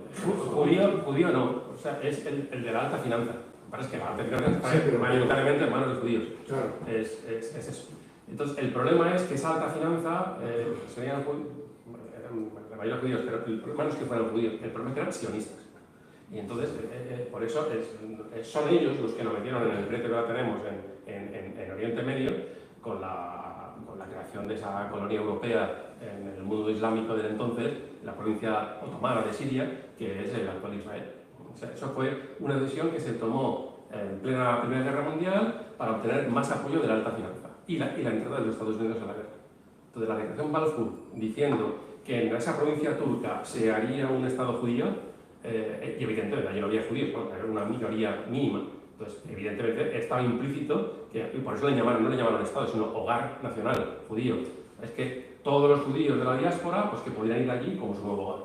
O sea, entonces, eso era la forja de un problema que nos dura y lo que nos durará. O sea, Una pregunta, volviendo a la contrarrevolución bolchevique y a la guerra, antes te preguntaba que las distintas facciones mencheviques y todo esto, pero bueno, todos estos luchaban contra los bolcheviques. sí, ¿no? Y entre ellos también, y contra los blancos también. Sí. Pero había... ahí los ejércitos blancos, por Podemos ejemplo... decir que esa guerra la ganaron los bolcheviques por la falta de coordinación, entendimiento digamos, del resto. Hombre, si hubiera sido un solo bando, digo, es que el problema es que el bando, le llaman los historiadores, digamos, el bando verde, o los bandos verdes, porque es que estaban muy fraccionados. Y a lo mejor el bando blanco estamos hablando desde Siberia y llega hasta los Urales, y muy bien, qué bien, muchos planteados ahora la campaña tal, y tiene una sublevación verde a retaguardia. Que se les aparece un ejército de 20.000 tíos. Sí, reclutones y tal, pero que 20.000 tíos, porque a lo mejor pues alguno de los generales y gobernadores que han dejado en retaguardia, pues se ha pasado 3 pueblos, ha atizado a lo mejor una rebelión y con el alzamiento del cuerpo principal del ejército blanco, pues aprovecha y hace una rebelión allí, armando gente y tal. Y claro, eso si hubiera habido un movimiento, digamos, unívoco, uniforme en torno al anti-bolchevismo, pues hubiera ido mucho mejor, pero es que no lo hubo. Ese es lo que, de todo esto que estamos comentando, el paralelismo que podríamos hacer a la actualidad no es sencillamente la verdadera interés del mundo anglosajón, ¿no? En destruir, acordonar a Rusia. Sí. Hay elementos del antisemitismo y la lucha con la ortodoxia del zarismo, pero sobre todo acabar con sus recursos. Sí. Con apropiarse de sus recursos. Aún siguen, ¿eh? Sí. Toda la guerra del Uranio. En aquel momento sí. El interés de la judería... Explotar sus recursos, como también fue su objetivo, no fue su objetivo ocupar militarmente y colonizar la América hispana, sino explotar sus recursos a su beneficio, ¿no? Que lo hicieron con todo éxito. Pero la América hispana ya era de ellos. América hispana ya era inglesa. Sí, virtualmente. O sea, no ondeaba la bandera inglesa en Buenos Aires, ni en Quito, ni en... ¿No? No, eran países, quiero decir, que no estaban con guarniciones inglesas. No hacía falta. Es eso. Para tener su control, pues tenían a los títeres, a los criollos hay títeres, a los próceres, ¿no? A sueldo, o que les dejaban participar, les daban su bocado de la tarta, pero pues la tarta se la llevaban los ingleses. Pero Rusia tenía la vocación imperial de conquistar desde los Urales hasta Siberia, ¿no? Ahí está. Lo que pasa es que era la expansión rusa, sobre todo hacia la occidental, estaba civilizada, ¿no? Esa expansión era por los territorios cristianos sometidos a los otomanos. Pero hacia Asia Central, hacia el Turquestán y tal, era una expansión, no era un colonialismo a la inglesa, sino era una expansión a la romana o a la hispana. Imperial en el buen sentido de la palabra. Exactamente. Incorporaba, o sea, respetaba las civilizaciones, no obligaban a las conversiones, sí que había evangelización, pero como la española, no obligaban o te mato, o te convierto, o te mato, no, era eso. Y respetando las costumbres locales, las religiones locales, sin ningún problema. Era un imperialismo de asimilación, ¿no? a la romana. Era una idea imperial, no colonial. Efectivamente, es eso. Por eso a mí me repatrió muchísimo, claro, no les queda más remedio, claro, los rusos tienen como amigos a quienes les dejan, hoy día, ¿no? Entonces, claro, en América, ¿quién tienen como amigos? Pues a los enemigos de mis enemigos, o sea, los enemigos de mis enemigos. ¿Y quiénes son los enemigos de los americanos? Pues los venezolanos, toda esta chusma. Entonces no tienen más que, los mexicanos y tal, tienen que reírles la gracia. Y entonces, cuando hablando de ellos, de que cuando sacudisteis el yugo imperialista de España y tal, digo, cabrones. Sí, pero hemos de pensar fríamente. Sí. Si el enemigo es el sempiterno anglosajón, Claro. en este caso son los yanquis, pues evidentemente todo lo que les toque, Sí, es que es eso. los bajos fondos de los Y yanquis. os quieren hacer a vosotros ahora lo que nos hicieron a nosotros en el siglo XIX. Nos están quitando, nos lo quieren quitar todo, pero ¿cómo? No desembarcando allí y tomándolo militarmente, sino con dinero, con inversiones, para fomentar, pues como hay allí una hispanofobia tremenda hacia nosotros, que la fomentada por ellos en su momento, pues ahora están fomentando en Georgia, en Ucrania, en las provincias bálticas, todo que había sido provincias rusas durante siglos y ahora ahí odian a los rusos a más no poder. Que yo entiendo que odian a los soviéticos, lo que bien que hicieron, pero joder, ¿y su pasado ruso? ¿Qué tiene que ver su pasado ruso de siglos con la dominación soviética? Que la sufrieron todos, también los rusos sufrieron la dominación soviética. Digo, bueno, pero bueno. Pero yo cuando veo que hablan del colonialismo de la España española como si fuese sido una colonia anglosajona y liberándose del yugo español. ¿De qué hablas? Pero si somos de la misma escuela, vosotros y nosotros, y digo, somos civilizadores, o sea, no subyugadores, ni explotadores, ni esquimadores. Caray, pero bueno, tienen que comprar el discurso que esto, gentuza que está hablando del poder en América, pues les vende. Zonas más ricas. Tiene que pues sí, la verdad es que sí.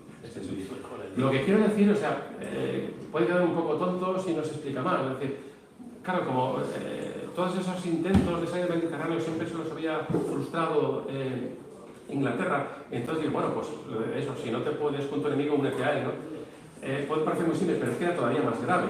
Porque, digamos, a la resistencia inglesa con la que se enfrentaba en Occidente, se encontró también en Oriente. O sea, la guerra de 1950, hasta que hablábamos que ya provocó una revolución que no tuvo éxito de milagro, con una guerra desfavorable, que casi arruina, se quedan sin flota Rusia y tal y cual. Todo eso fue una guerra alentada otra vez por Inglaterra para pararle los pies en el Pacífico. O sea, porque la Inglaterra, que quería que el Pacífico fuera un lago anglosajón, razón por la cual 7 años antes había apadrinado la guerra contra España para tirarnos de las Filipinas y de todas las posesiones del Pacífico para que las heredasen los norteamericanos. Porque ellos querían un mar anglosajón. Ten en cuenta que ese es el mismo año del pacto angloamericano que se firma entre las élites intelectuales de Estados Unidos y de Inglaterra y del Imperio Británico, no solo de Inglaterra, de Canadá, y tal, para hacer del mundo hacer del mundo, digamos, el pupilo de la civilización anglosajona, ¿no? Es eso. Y que el resto del mundo aprendiera de ellos. Creo que fue en el año 96. Puede ser otra charla interesante, porque también hay otro profesor americano que hace un estudio sobre aquella alianza angloamericana previa a la guerra contra España, y también puede ser interesante hablar sobre eso. Entonces, que todo coincide, digamos, esa alianza angloamericana, el Anglo-American Establishment, que llama este profesor, la guerra hispanoamericana para tirar a España del Pacífico, que se instala allí en Estados Unidos. Y entonces, ¿con quién se encuentran entonces al desaparecer el poder español? Se encuentra el poder ruso, que acaba de salir al Pacífico y que, digamos, se entromete en los disputas que había entre China y Japón por la península de Corea y en Manchuria y tal, y dice, bueno, si este territorio está en disputa, yo, que ya he civilizado, digamos, toda la Asia Central, para meter a la salida del Pacífico. Y entonces, cuando eso lo intenta ser un elemento más en juego al lado de China y de Japón, un elemento además el más fuerte, en aquel momento el más fuerte. Entonces, cuando eso lo intenta, Inglaterra detecta al rival más fuerte, o sea, la amenaza más fuerte para que le dispute el poder en el Pacífico, y esa amenaza más fuerte no era ni China ni Japón, era Rusia. Y entonces, ¿qué hace? A la pequeña Japón la militariza. O sea, la armada japonesa que hunde finalmente a la escuadra rusa en 2 batallas navales, está entrenada y construida en Inglaterra. Con planes ingleses. O sea, deliberadamente los ingleses hacen de Japón una potencia naval. Y eso, con eso se encuentra Rusia cuando pretende, tiene el puerto de Vladivostok, que durante varios meses está cerrado por los hielos, y cuando pretende tener en el Pacífico una salida estratégica que durante todo el año permita operar, entrar y salir a sus fuerzas militares para su expansión en el Pacífico, pues se encuentra con que Inglaterra le dice, no, esto es nuestro. Y pone como persona interpuesta al Japón. Entonces, Japón, sin el apoyo de Inglaterra, jamás había logrado lo que hizo, derrotar a Rusia. Y tampoco, sin la presión de Inglaterra, tampoco habría obligado a Rusia a sentarse en la mesa de negociaciones. Entonces, hay que tener en cuenta que en Rusia, en su expansión, se encuentra siempre, tanto por Oriente como por Occidente, aquí se encuentra a los británicos. Y además, con éxito. Le frenan con éxito. Entonces, cuando los británicos se le acercan y dicen, ya ves cómo te va a contar nosotros, ¿quieres estar con nosotros? Te prometemos felicidad. Todos podemos perder la supremacía. Efectivamente. Exactamente. Yo quería preguntarte, José Luis, ¿cómo crees que hubiera sido el escenario si el orden de los factores hubiera sido el contrario? Es decir, si la caída del zar se hubiera provocado previamente a la entrada de Rusia, o no hubiera habido, digamos, entrada de Rusia o acceso de Rusia a la movilización nacional de la Primera Guerra Mundial. Es que no estaba la situación para que cayese el zar. O sea, que ¿cómo? O sea, el zar, que era muy hogareño y abominaba de los grandes conflictos políticos y tal, a lo mejor el zar, que de hecho se plantea alguna vez, de aplicar en su hermano. O sea, a lo mejor. Pero quiero decir, porque pero no, el régimen no habría caído antes de la primera. Lo que provoca la caída del régimen es la situación de la Primera Guerra Mundial. Pero porque se provoca la entrada de Rusia en la Primera Guerra Mundial. Es decir, no hubiera habido otra causa, por así decirlo, para hacer derrotar al zar que no hubiera Sí, la sido... guerra. Sí.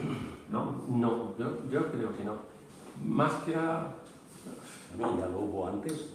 Sí, ya hubo otros casos. Y claro, sí. Del malestar, había un malestar, un atraso y una falta de apertura. Pero ¿no? Rafa, entonces el tema estaba verde y Claro, lo que pasa es que lo que hace es incrementar. Hombre, tú dices, si hubieran podido hacer una revolución de color, ¿no? No, que porque los británicos no hubieran podido provocar, digamos, antes y manejar mejor a su antojo Rusia en esos momentos si se hubieran cepillado, hablando claro, al zar previamente.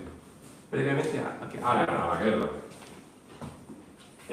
No, es que ellos A querían... la Primera Guerra Mundial, claro. A la Primera Guerra Mundial. Es que ellos, el objetivo ellos en aquel momento, en que hubieran durante el siglo XIX, su gran miedo había sido la expansión rusa. Hay que tener en cuenta que Rusia fue el gran vencedor de Napoleón. O sea, Napoleón invade Rusia y llega a Moscú, pero sí, pero al final, 2 años después, son los cosacos los que están navegando sus caballos en el Sena.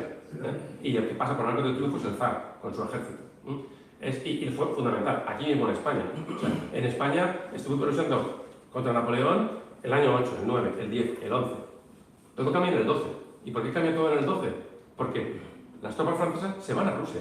En España quedan menos fuerzas, en España empiezan a surgir ya victorias importantes, y esas victorias, a diferencia de antes, cuando Napoleón lleva fuerzas para reponerlas, bueno, después de Bailén, ¿no? En Bailén pierde 20.000 hombres, pues manda 100.000.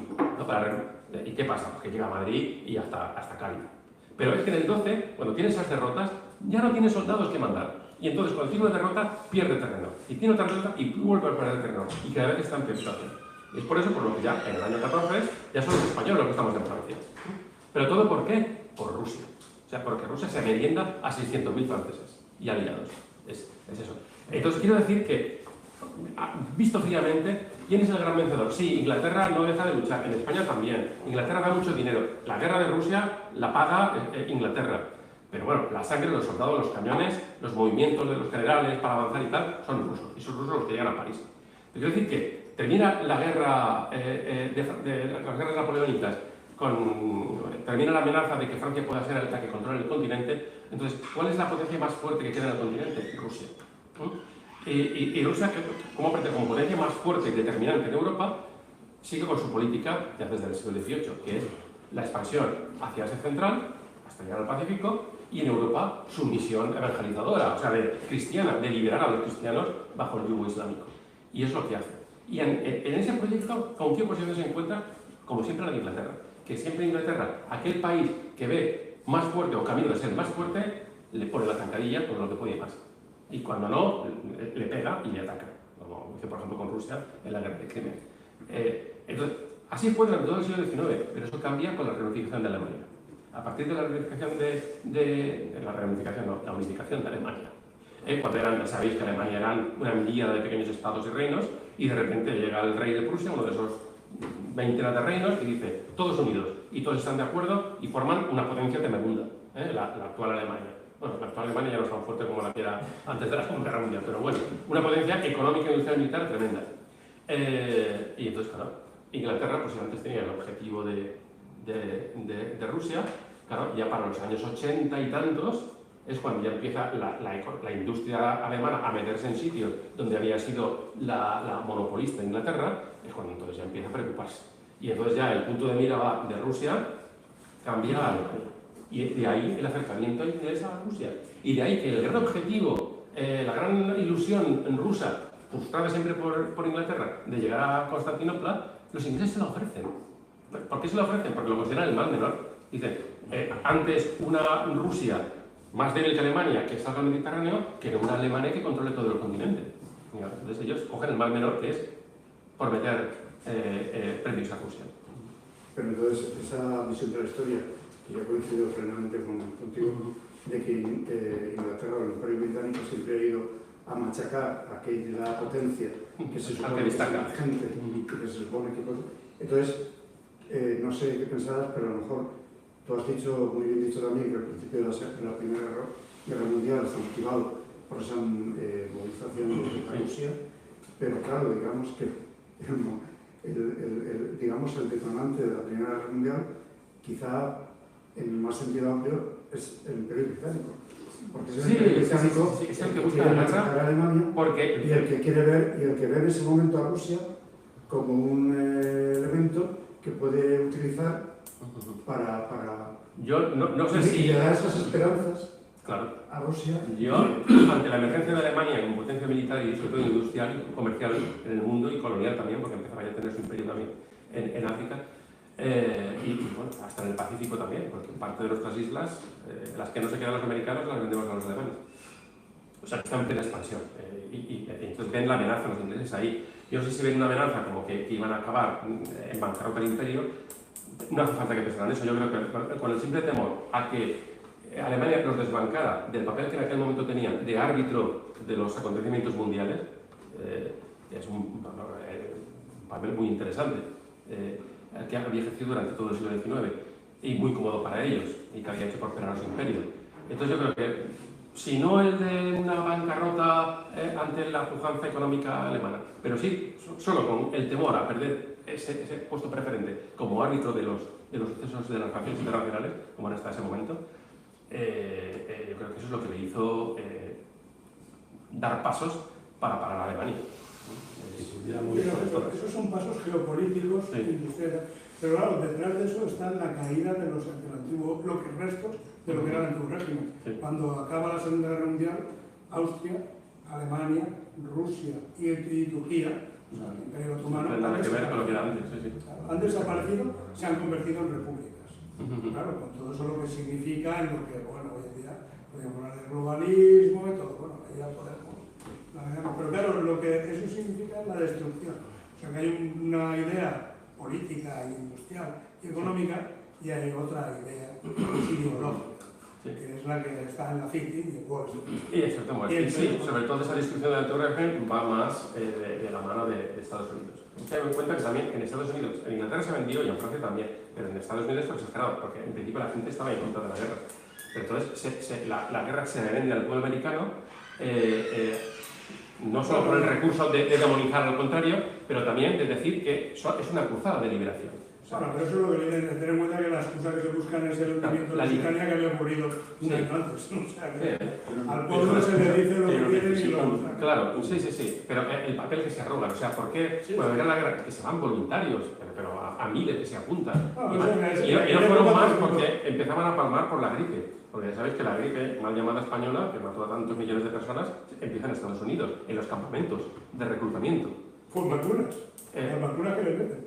Sí, bueno. Hay algunos que dicen que está fue deliberado, o sea, digamos que era un arma biológica que se pensaba soltar contra los alemanes, pero que se les escapó como lo de Wuhan, ¿no? Se les escapó y, claro, y encontró el caldo de cultivo perfecto en los campos de instrucción, y que luego, claro, iban a todos los frentes de la guerra mundial, esos soldados infectados, con lo cual la pandemia está servida. O sea, también eso hay que dar las gracias a los ángulos pobres. Sí, porque además la industria farmacéutica empieza a estar en manos de los Rockefeller, pero en fin, esa es otra historia.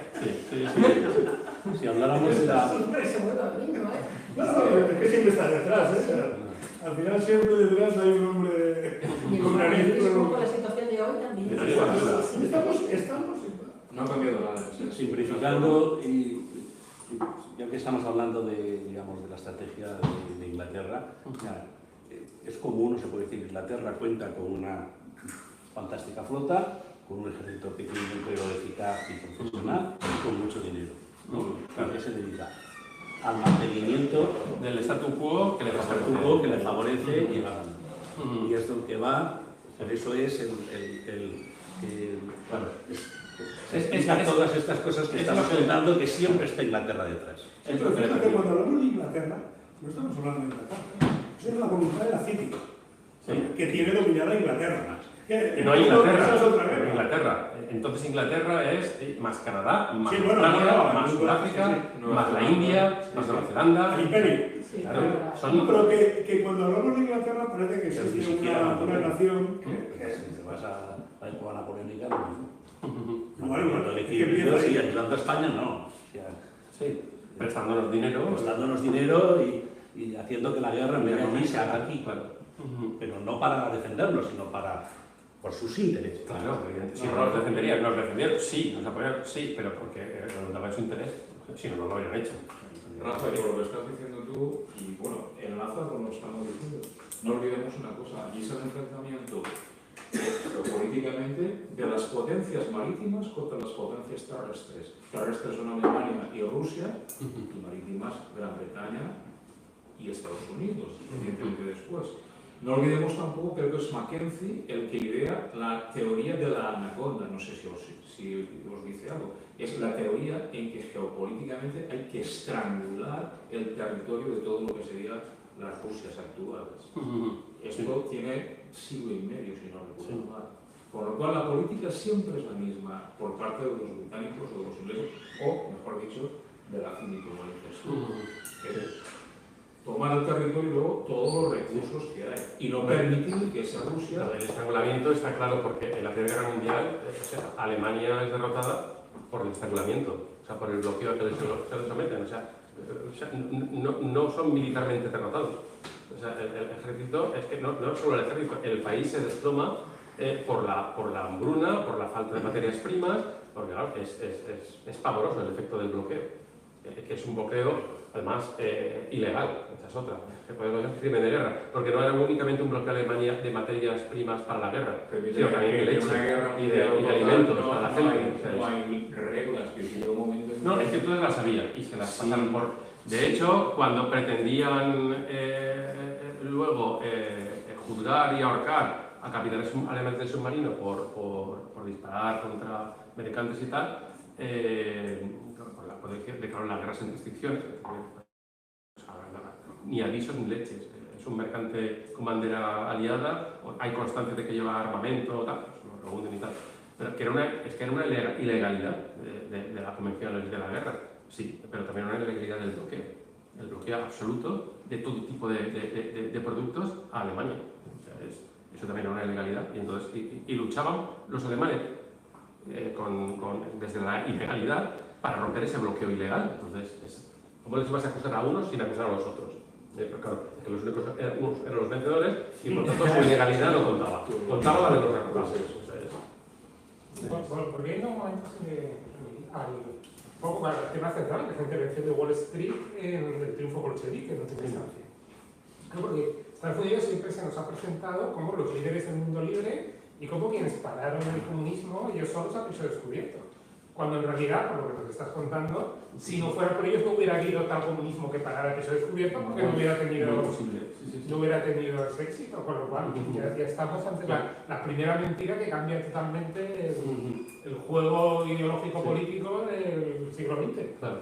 Sí, pero ellos no se lo plantean. Ellos veían un mercado abierto, jugosísimo, como era el de Rusia, que hasta ese momento había estado reservado sobre todo a franceses e ingleses, en las últimas décadas, por los ferrocarriles de Rusia, casi todos eran de ingenieros franceses, por ejemplo, y los ingleses también. Entonces ellos vieron que, además, el gobierno de Kerensky, ya os digo, había estado patrocinado por Inglaterra y Francia.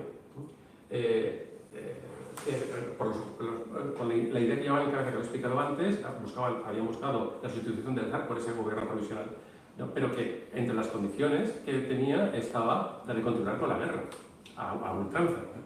Y entonces el gobierno de Kerensky, cuando llega allí, sí, abdican al zar, lo arrestan y tal, pero ellos se reafirman en la alianza con los aliados, se comprometen a renunciar a la reclamación porque eso lo hablaron por supuesto antes, dijeron que de lo dicho nada, era siempre el rumor de Constantinopla, que eso, y Kerensky hizo admisión de ello. Pero hubo un escándalo tremendo en San Petersburgo en aquellos momentos porque uno de los ministros del gobierno provisional planteó, que igual no estaba en el ajo de las negociaciones, planteó en público, en la prensa, diciendo, bueno, y ya va siendo hora, bueno, ya el año 17, y ya se empezaba ya a argumentar la posibilidad de que Estados Unidos entrara en guerra, sobre todo ahora que habían acabado con el zar. Entonces digo, bueno, es hora de plantear el gran beneficio que para Rusia tendrá esta guerra, que es Constantinopla. Entonces plantea, desde la prensa, llama a los aliados a que pongan un poco en negro sobre blanco el futuro de Constantinopla, de los Dardanelos, para después de la guerra, que ya se ve que va a ser victorioso. El escándalo que se produjo entonces, bueno, acabó dimitiendo a este hombre. Inglaterra amenazó con retirar a su embajador, O sea, se levantó una polvareda por lo que era una condición previa, antes de la guerra, concedida a Rusia. Pues bueno, cuando, ya os digo, un ministro del gobierno provisional que no debía estar al tanto de que ya se había pactado con Kerensky que no se iba a reclamar lo de Constantinopla, cuando se le ocurrió mencionarlo, digo, la escandalera que se montó fue tremenda con Inglaterra. Y al final dijo, no, nada, y este hombre a su casa. No digo eso. Pero una cosa, decía aquí... Y sin embargo, los bolcheviques, patrocinados por los norteamericanos, el gran argumento suyo era salir de la guerra. ¿Qué es lo que querían los norteamericanos para poder entrar? Sin problemas. Y poder vender bien y que no hubiera disonancias en el mensaje de que ellos iban a la guerra y sus jóvenes iban a ir a no sé cuántos mil kilómetros a luchar, pero luchar por la libertad de los pueblos. Entonces, claro, tener ahí a los plutócratas oligarcas de San Petersburgo mandando el cotarro, pues tampoco les venía muy bien. Entonces, les venía muy bien que Rusia se apartara de la guerra. Y también, al final de los años, tampoco les vino mal, porque una Rusia fuera de la guerra es una Rusia que jamás reclamaría las promesas que le había hecho Inglaterra antes. Con lo cual, al final, convino a todos que los bolcheviques se hicieran con el poder y sacaran a Rusia de la guerra. Yo creo que a todos nos ha quedado muy claro la intervención, vamos a decir, de Wall Street, que lo que ve es un negocio. Sí. Y la posibilidad de desbancar a ingleses y franceses. Sí, pero no ve las consecuencias de ese negocio. Claro. No las ve. Entonces todavía podemos decir que se les puede perdonar, pero es que luego, en la Segunda Guerra Mundial, ya se han visto las consecuencias de esta gente. Este hombre Tú eres bondadoso, claro que lo sabía, les daba igual. No, pero eso estoy diciendo. Pero lo que quiero decir es que, por lo que he dicho al principio, lo que han visto ha sido un negocio. Sí. Hay un experimento que no sabemos lo que va, si va a caer el zar, pero no sabemos si lo que va. Sí, pero no solo eso, porque vemos ahí, pero luego sí, luego ya vemos otros dos beneficios no económicos. Un beneficio que es la creación de la barrera nacional judía, y que la alta finanza americana es sionista. Y luego el hecho de que el gobierno bolchevique que se iba a hacer con el poder en Rusia era un gobierno eminentemente judío. Entonces, no es únicamente, como dice el profesor Sutton, ellos solo buscaban el beneficio. Entonces veían ahí un mercado jugosísimo del que podían además desplazar a ingleses y franceses y que más ellos con ellos les fueron a hacer dinero. Sí, pero no solo eso. No solo eso. Pero lo que yo estoy diciendo es la injustificación, por decirlo eso, de la alianza de la democracia norteamericana con el... Pero es que no es la democracia americana, no son los Estados Unidos, es Wall Street. Sí. Es que claro, es que tenemos... En fin, son el lo que quiero decir es que ya no tenían excusa, que al principio podían tener la excusa de decir, bueno, oye, vamos a invertir ahí porque eso va a ser... Pero que luego no, lo otro ya veías lo que estaba pasando aquí. El sufrimiento que estaba pasando y las consecuencias que tenía el comunismo. Bueno, ya estaba, se veía. Bueno, ahora estamos viendo lo que están haciendo en Gaza y no hay nada. ¿Bien? Sí, es más bestial que eso. Bueno, claro, pero si los han abandonado hasta sus propios hermanos árabes... Lo que pasa es que hay que tener en cuenta que, digamos, la propaganda que se había vendido de lo malvado que era el régimen ruso antes de la Primera Guerra Mundial duraba decenios, o sea, se conocía perfectamente.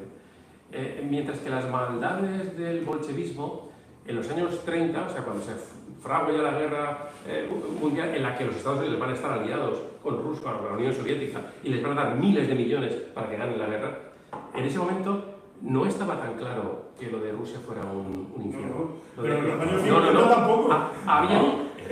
Hay menos, ¿no? Porque ya así como una reacción, todavía había muchos americanos que apoyaban públicamente a la Unión Soviética como una solución, ¿no? Pero también se provocó, precisamente por ese apoyo descarado, surgió lo de la caza de brujas, hubo una reacción. Pero en los años 30 existía esa simpatía hacia el movimiento comunista, ¿sí? Y el mismo comunismo intentaba vender sus logros, que de hecho los tuvo también, ocultaba sus crímenes y promocionaba sus logros. Y eso, pues esa propaganda la compraba mucha gente en Estados Unidos. Por tanto, por eso, mientras que en el año 17 hubieran tenido muy difícil justificar una alianza con la Rusia zarista, cuya propaganda antisemita venía ya cribando poblando los periódicos ingleses durante decenios, entonces aún era muy joven el comunismo, aún no se sabía todos los horrores del comunismo. Había, al contrario, mucha gente en Estados Unidos que simpatizaba con el comunismo. De ahí que no tuvieran problemas en entrar en guerra al lado de la Unión Soviética y ayudarla económicamente a la Unión Soviética. El mismo Roosevelt decía que era un criptocomunista, con el New Deal y todas estas cosas. Hablando de teorías de quién responsabilizaba a quién y por qué razones, yo me acuerdo oír hace mucho tiempo de una teoría que decía que Lenin, que no estoy seguro si era medio alemán o lo que sea, que pasó mucho tiempo, pues no lo era igual, o que pasó mucho tiempo en Suiza, que se hizo, bueno, Sí. hay una teoría que dice que fueron los alemanes mismos que, sabiendo de la situación rusa, de Sí. total hambruna y catástrofe económica de todo tipo, envió a Lenin Sí, sí. con sus ideales. Sí, lo decía al los principio Marx y del... todo eso. Fueron los alemanes que enviaron a provocar un poco la revolución para Claro. que sabían que estaban en guerra. Hay que tener en cuenta que se había producido ya la revolución, ¿no? Cuando mandan la revolución de marzo, cuando lo mandan de forma oportunista, claro.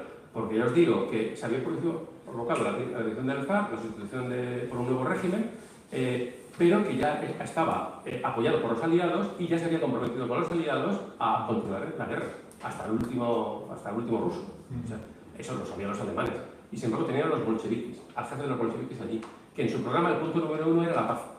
Paz inmediata con Alemania. Sí, pues eso. Entonces, por eso lo mandan. Sí, Y el paso es que mandan desde Alemania, mandan a Lenin con el programa bolchevique de paz a toda costa, y desde Estados Unidos, que está el otro elemento del binomio, el Trotsky, también con el programa de hacer la paz a toda costa, que lo van a la pobreza estadounidense porque también quieren a Rusia fuera de la guerra. Los dos, o sea, tanto Alemania como Estados Unidos quieren a Rusia fuera de la guerra. Pero es bastante Por razones contradictorio. distintas. Es bastante contradictorio, en fin, Que Estados Unidos quiere a Rusia fuera de la guerra. Sí, porque luego me puedo imaginar que... Bueno, Bien, yo no lo sé. O sea, pero era conocido, por eso los mandan, el Kaiser manda, bueno, el gobierno del Kaiser no lo hubiera hecho nunca, porque quería mucho a su primo. El gobierno, bueno, el documento lo fue un judío, pero que bonito, que vale. Es coincidencia. Perdón, coincidencia. Puede resultar, digo, ¿cómo que Estados Unidos quiere a Rusia para guerra? O sea, tener menos soldados en el frente. sí, Se puede analizar y se puede justificar. Pero al final, que darte una razón para ello es lo de menos. Se sabe que los alemanes mandan a los bolcheviques, o sea, promocionan a los bolcheviques porque en su programa está salir de la guerra. Y Woodrow Wilson remueve cielos y tierra para que los ingleses liberen a Trotsky, al segundo del partido bolchevique, que quiere a Rusia para sacar a Rusia de la guerra. Remueve Romano Santiago para sacarlo, le da un pasaporte americano, le da $10.000 de oro, le frida un barco, digo, o sea, y aparte, durante, creo que casi un año, lo había tenido en Estados Unidos a Mesa Mantel, o sea, con un sueldo de la Fox, con facturas ficticias de que había hecho guiones, y por eso cobraba. Digo, o sea, ¿cuál era el interés norteamericano en potenciar el éxito de los bolcheviques en Rusia, cuando el objetivo número 1 del programa bolchevique era sacar a Rusia de la guerra? Porque, claro, yo por lógica digo, porque Estados Unidos quería a Rusia fuera de la guerra. Entonces yo, pensando, ¿y por qué lo puede querer fuera? Por lo que os digo. Porque no encajaba en el argumentario que Estados Unidos ofrecía a su pueblo para entrar en la guerra. Que es una cruzada de liberación de los pueblos, ayudar a las democracias francesa, inglesa, italiana y tal, contra los tiránicos alemanes. Entonces, ahí Rusia no encajaba. Entonces, fuera Rusia. Ahora, que también tiene sentido desde el punto de vista que si Rusia saliera de la guerra, directamente entra a Estados Unidos y por lo tanto el equilibrio de la guerra pues no cambia mucho, ¿no? Yo creo que lo tenían todo estudiado. Fíjate qué ocurre. O sea, al final, Rusia a cualquier precio, de hecho se baja los pantalones de Rusia, da de todo. O sea, renuncia a Ucrania. Ucrania era una provincia rusa y renuncia a Ucrania. Y claro, los primeros forjadores del pseudo-nacionalismo ucraniano antirruso son los alemanes. ¿Por qué? Porque se la quedan en las condiciones que ponen a Rusia. No es que Ucrania pase a ser una provincia alemana, es para tener un estado independiente pero satélite de Alemania. Va a ser el granero de Alemania. Y entonces son los mismos alemanes vencedores los que promueven el ultranacionalismo antirruso en Ucrania por razón de Estado. Es eso. Y que además luego se verá prolongado en Rusia. Será la remuneración incluso después de la derrota de Alemania, porque cuando derrotan a Alemania, buena parte de territorios de las potencias centrales, de Hungría, de Austria, de Alemania, pasa a ser de Ucrania. Que son las actuales provincias. ¿De dónde salen todos estos partidos que llaman neonazis, que sencillamente son nostálgicos de aquel pasado en que Ucrania era independiente de Rusia? Y que era independiente, gracias a quién, a la ayuda de qué, pues de la Alemania nacionalsocialista. Entonces, allí o era nacionalsocialista o era soviético ruso. Entonces, como ellos eran ex-húngaros y ex-austríacos y ex-polacos que los habían pegado a Ucrania, pues claro, eran ucranianos pero antirrusos, con toda la razón. Entonces yo esa rusofobia de los ucranianos de Occidente la comprendo, porque jamás han sido ucranianos y por tanto jamás han sido rusos. Pero el resto de Ucrania, bueno, Lev Taras Bulba, Nikolai Gogol los llaman los rusos del sur. Él es ucraniano, y nosotros somos los rusos del sur. Digo, claro, las provincias ucranianas de Occidente, que antes eran alemanas y húngaras y austriacas, claro, esas no jamás han sido rusas del sur, han sido siempre centroeuropeas. Y por eso ahora quieren serla. Ahora que con su ambición o con su rusofobia, me parece muy bien que luche por volver a desgregar esas provincias de Ucrania y que retornen a sus países europeos de origen. Eso me parece muy legítimo. Ahora que quieran llevarse a toda Ucrania con ellos, pues ya, como se ha dicho, hasta aquí podíamos llegar. Y tenemos la guerra servida, ¿no? O sea, es eso. Entonces, por eso decía, al final, yo decía, puede ser contraproducente eso que sacar a Rusia de la guerra, claro, pero ¿qué pasa? O sea, es que no pasa nada. O sea, sale Rusia de la guerra, los alemanes mandan parte de sus fuerzas, no todas, porque ya os digo, se quedan con un bocado inmenso del imperio zarista, y eso hay que guarnecerlo. Entonces, no es que vaya hasta el último soldado alemán se vaya al frente occidental. Entonces, mandan las fuerzas que pueden, que no son necesarias para controlar sus nuevas ganancias, los países bálticos, Ucrania, Moldavia, tal. Y todo eso va al frente occidental, pero ya están los americanos. ¿Y qué hacen los alemanes? Romperse los piños, porque están los americanos. Y tienen unos éxitos tácticos pequeños, ganan unos pocos kilómetros, pero es igual. O sea, lo que los aliados han perdido en la gran ofensiva, la llaman la ofensiva del Kaiser, la ofensiva del verano del año 18, ¿no? Que iba a ser la que acabase la guerra, ¿no? Consigue unos pocos kilómetros a un precio altísimo que los alemanes ya no pueden reponer, mientras que los aliados, con Estados Unidos detrás, sí. Y como encima las cosas ya van para Alemania, hay países como Brasil, como Portugal y Japón que se están uniendo al cotarro. Entonces, el efecto del abandono de Rusia fue insignificante. O sea, en el mismo año que se hace prácticamente el Tratado de Paz, que se consolida y que Alemania gana todas esas grandes extensiones, se produce el hundimiento de Alemania. Entonces, ¿obraron bien los americanos? Sí. ¿Por qué? Porque derrotan a Alemania gracias a su intervención. Y si ellos consideraron que su intervención pasaba porque Rusia estuviera fuera de la guerra, pues lo hicieron bien. Sacaron a Rusia de la guerra y ganaron a Alemania. Entonces, parece que fue una jugada, un riesgo calculado, muy bien calculado, y que le salió bien, le salió a la perfección. Y a partir de ahí, la hegemonía estadounidense en el mundo. Es que parece un riesgo enorme, pero muy bien calculado, de precisión con el tiempo, entre que... Y con el estado de Alemania. Y ellos entran. Cuenta que Alemania llevaba ya 4 años de bloqueo total. De bloqueo total. Y eso se sabía. Y cómo se sabía tanto que en el año 19 se produce que casi hay una revolución bolchevique en Alemania. Que es lo que luego motiva el riesgo de que Alemania, era tal la mala situación que había en Alemania por el bloqueo y la hambruna y las muertes, la inflación, todo lo que había ido allí, que eso promueve una revolución bolchevique en la propia Alemania. Y sofocarla es lo que luego da pie al peligro de la guerra visto los grandes luego es lo que da pie al auge del nacionalsocialismo como movimiento contra el bolchevismo. Perdona, lo digo porque es la hora. Si hay alguna pregunta, una corta, si queda, la hacéis ahora. Son las 9 ya. Por eso es que son las 9. La pregunta que se impone ahora es, ¿qué hay de cena? Lo que sí que, si alguien sí que sería interesante es que si tenéis temas para proponer para estas tertulias, pues que nos lo hagáis llegar, que nos lo hagáis llegar, si hay asuntos que nos interesan. Yo creo que hoy hemos tratado un tema fundamental, porque es lo que decíamos quizá al principio, ya todo esto que estamos contando ha escrito... Si queréis puedo hacer algo parecido, ya veremos, aunque no lo tengo hecho, habría que hacerlo. Sobre esta obra que digo, que estudia el pacto anglo-americano previo a la guerra hispanoamericana, el pacto angloamericano para la Pasar hegemonía los anglosajona, consolidar la hegemonía anglosajona del planeta. Estaría bien hablar de eso. Bien, os pido que si tenéis sugerencias, pues las hagáis en esa medida que... hombre, lo que pasa es que yo, que estoy de alguna manera intentando realizar esto también, intento realizar pues participación, ¿no? O sea, Sí, que nos hagamos entre entre los los mismos. mismos. Todo está ahí más o menos leído. Y se trata de eso, de algo, de un tema reciente, que os hayáis impuesto un poquito porque habéis leído un libro que os ha llamado la atención y tal.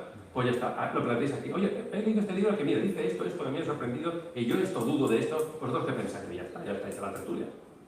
No hace falta ser un Tenemos la propuesta de Juan de Dios Vargas, pues, para cuando quieras, de participar en esta tertulia de historia, y tiene dos ponencias. Hasta donde yo sé, no, lo que le interesa es hacer una ponencia.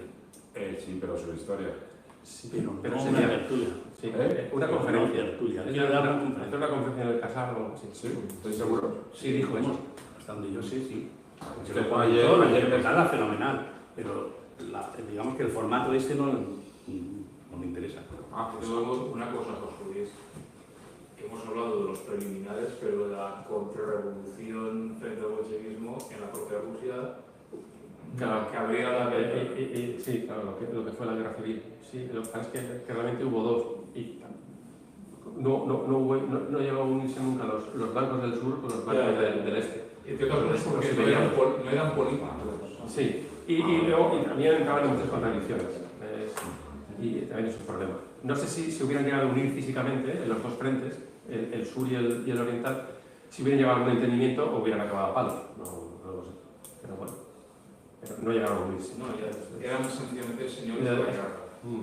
En eso, sin embargo, los bolcheviques sí que tienen un mando unificado. Estaba Trotsky al frente y además con las espaldas bien cubiertas y financiados Pero porque por tenían primos una ideología americanos. y una idea política. Y dinero.